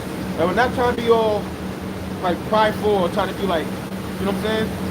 Or all hot, of a high stature or think, have a big head. We just have confidence in the Lord, man. Good, brother. It says, wisdom and knowledge shall be the stability of thy time, and strength of salvation. And the strength of salvation. Because we know at the end of that it's going to be salvation, man. We know that the Lord, at the end of Jacob's trouble, and for passing the test of not taking that seed hit no matter what, that we're going to receive salvation, man. These people don't know about the seed hit. Like, you have some jakes that say, hey, I know about it. Yeah, but you're still going to take it, though. Because your spirit's not on it. Like, you're not meditating like, yo, I don't want to take this. I'd rather die than to take this, Lord. I don't want to give in to the devil. I don't want to go against you. They don't meditate on these things. Oh, yeah, I know about it. You don't know shit. Because you don't give a fuck about it. Right. Yeah. Knowing is just not enough, man. Do you understand what's going on? Do you understand what that means? We know that what? You get to see it, you're going to have a grievous soul. Fuck the seed. Fuck the seed. We know that you take the seed hit, you're going to be in flames of fire for a certain amount of time that the Lord ain't tell nobody. There's another thing, man. The Lord slows down time, man. It says, the fear of the Lord Yahweh. See if I can get a piece for this. So the fear of the Lord Yahweh 𝙱𝚾𝙻⾶ is Get rid of this. all right, and that's going to be our trust in that day, man. Know the name of the Lord. So all those groups that says you don't have to know the name, you don't have to know the name of the Lord.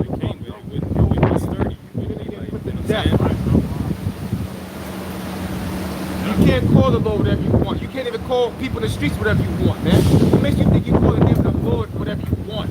Right. Fucking nigga. Right. Let somebody in the street call you out your name, man. We might get carnal, get real, if it's that bad of a, like if somebody calls your name. Imagine calling the Lord out of his name, bro. You have the nerve to say, you know what I'm saying? Like you can just say whatever you want. Whatever. Call him, yo, get your play. You have no fear, bro. But we know that name's a treasure. We know that we're going to stand stiffly for the name of Yahweh 𝙱𝚾𝙻⾶ no matter what. Torture. I was watching, not 300 yesterday, I was watching Immortal yesterday. And I was watching, you know, how they put those witches in the brazen bull. Bro, these devils ain't...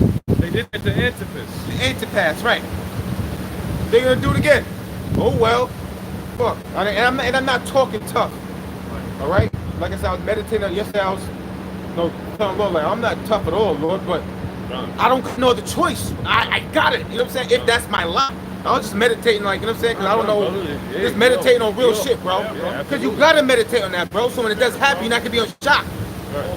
Yeah, just meditating like, yo, if I have to go through a torture, you know what I'm saying? You have to be realistic. Yo, this is the thing I always give advice, but you have to be realistic with yourself, bro. This is not no, oh, I'm just gonna be part of this crew. It's not a phase. You're now, I love to tell people this. Picture yourself in the top of the line of the alphabet group. I'm the alphabet club. I'm talking about the CIA, blah, blah, FBI, whatever. Your picture is, they got all of us there. They got the apostles there. They got the triangle thing and all they got about your picture's there, bro. And they got a special guy that has to know what you're doing, know this, know that. And when the time comes, go get his ass, man. All right? These people have to play no game because while we're talking about bringing down their system, and they know things work spiritually, man. We're actually chanting down their system. We're telling them that they're going to be destroyed. We're actually telling them that they're going to go into slavery. Because this is what the Lord went to the minds of these devils, man. Let's start from the top. Now, this is scripture, and I'm speaking to myself first, that we should definitely meditate on, man. It's going to the mind of these devils and how they think when they have some of us. Right. This is Wisdom of Solomon, chapter 2, verse 1. On the ungodly says, look what that, so the Lord says, look what the ungodly says. Go ahead. Reasoning with themselves. Reasoning with themselves. But not aright. But not right. Our life is short and tedious, and in the death of a man there is no remedy. Neither was there any man known to have returned from the grave. So you see, they lack wisdom, not understanding, because they're carnal creatures. Now therefore, think about this for a second. If a man's thought process and reasoning is that, hold up, my life is short and there's nothing else after, you're a lawless man, bro. You have no stature of morality. Morals is gone because you're gonna do whatever the fuck you want. Because why? You have a short span of time and there's nothing else after this. So what type of man is that? That's a lawless man, man. We're seeing it, brother. We're seeing it. Says people think. Go ahead, bro. Verse 2. For we are born at all adventure, and we shall be hereafter as though we had never been. Yep. For the breath in our nostrils is as smoke, a little spark in the moving of our hearts. So these people are talking like in desperation. And they talking like they know about Jacob and Esau. You know what I'm saying? Esau's the end of the world. Like, damn, you know what I'm saying? We only got about a smoke left. We don't got that much time to rule. Why not rule in wickedness? We're wicked anyway. All right. Verse 3, which being extinguished, our body shall be turned into ashes, and our spirit shall vanish as the soft air. You see? The spirit shall vanish as the soft air. Meaning that they don't even know that the Most High, it's like they know the Most High exists, but they're in denial type shit. Right. Like, you know what I'm saying? Like, you know the Lord exists, you got technology, but you're in denial. You went through the histories, you got your guys that dig up stuff, and come on, man, we got the information. Right. You got the pillar of salt there, you got the chairs that, you know what I'm saying, of the Egypt. the chariot wheels. The chariot wheels of Egypt. You know what I'm saying? But these people are yet in desire. You got the sulfur. Inside, you know, the cities of the plain. The cities of the plain. Under the Dead Sea. Under the Dead Sea. Verse 4, our name shall be forgotten in time, and no man shall have our works in remembrance. Yeah, so they know their future, man. They know the future of their of what the prophecy says. It says, and now life shall pass away as the trace of a cloud, and shall be dispersed as a mist that is driven away with the beams of the sun, and overcome with the heat thereof. Verse 5, for our time is a very shadow that passes away. So they know they got a short time. Like, they know that the human life expands. And talk about humans, you have a short life, bro. They know that. For our time is a very shadow that passes away, and after our end there is no returning. See? After our end, there's no returning. And really, they didn't know shit. Because you are going to return, bitch. You're returning something called reincarnation. See, and that's another thing. See what they say? So they can do all the wickedness you want to do, because I'm not coming back anyway. Right. That's the YOLO. That's the mind of the Edomite. Oh, I can do all the wickedness I want. There is no God. There's no repercussions. There's no casualty of what I do. It's just now. And after our end there is no returning, for it is fast sealed, so that no man cometh again. Verse 6, come on therefore, let us enjoy the good things that are present, and let us speedily use the creatures like as in youth. You see what we're doing? Let us speedily use the creatures as in youth. And that's also talking about what? It's talking about the animals, but it's talking about people too, man. Absolutely. Are we not creatures? What's going on right now in Esau's world right now?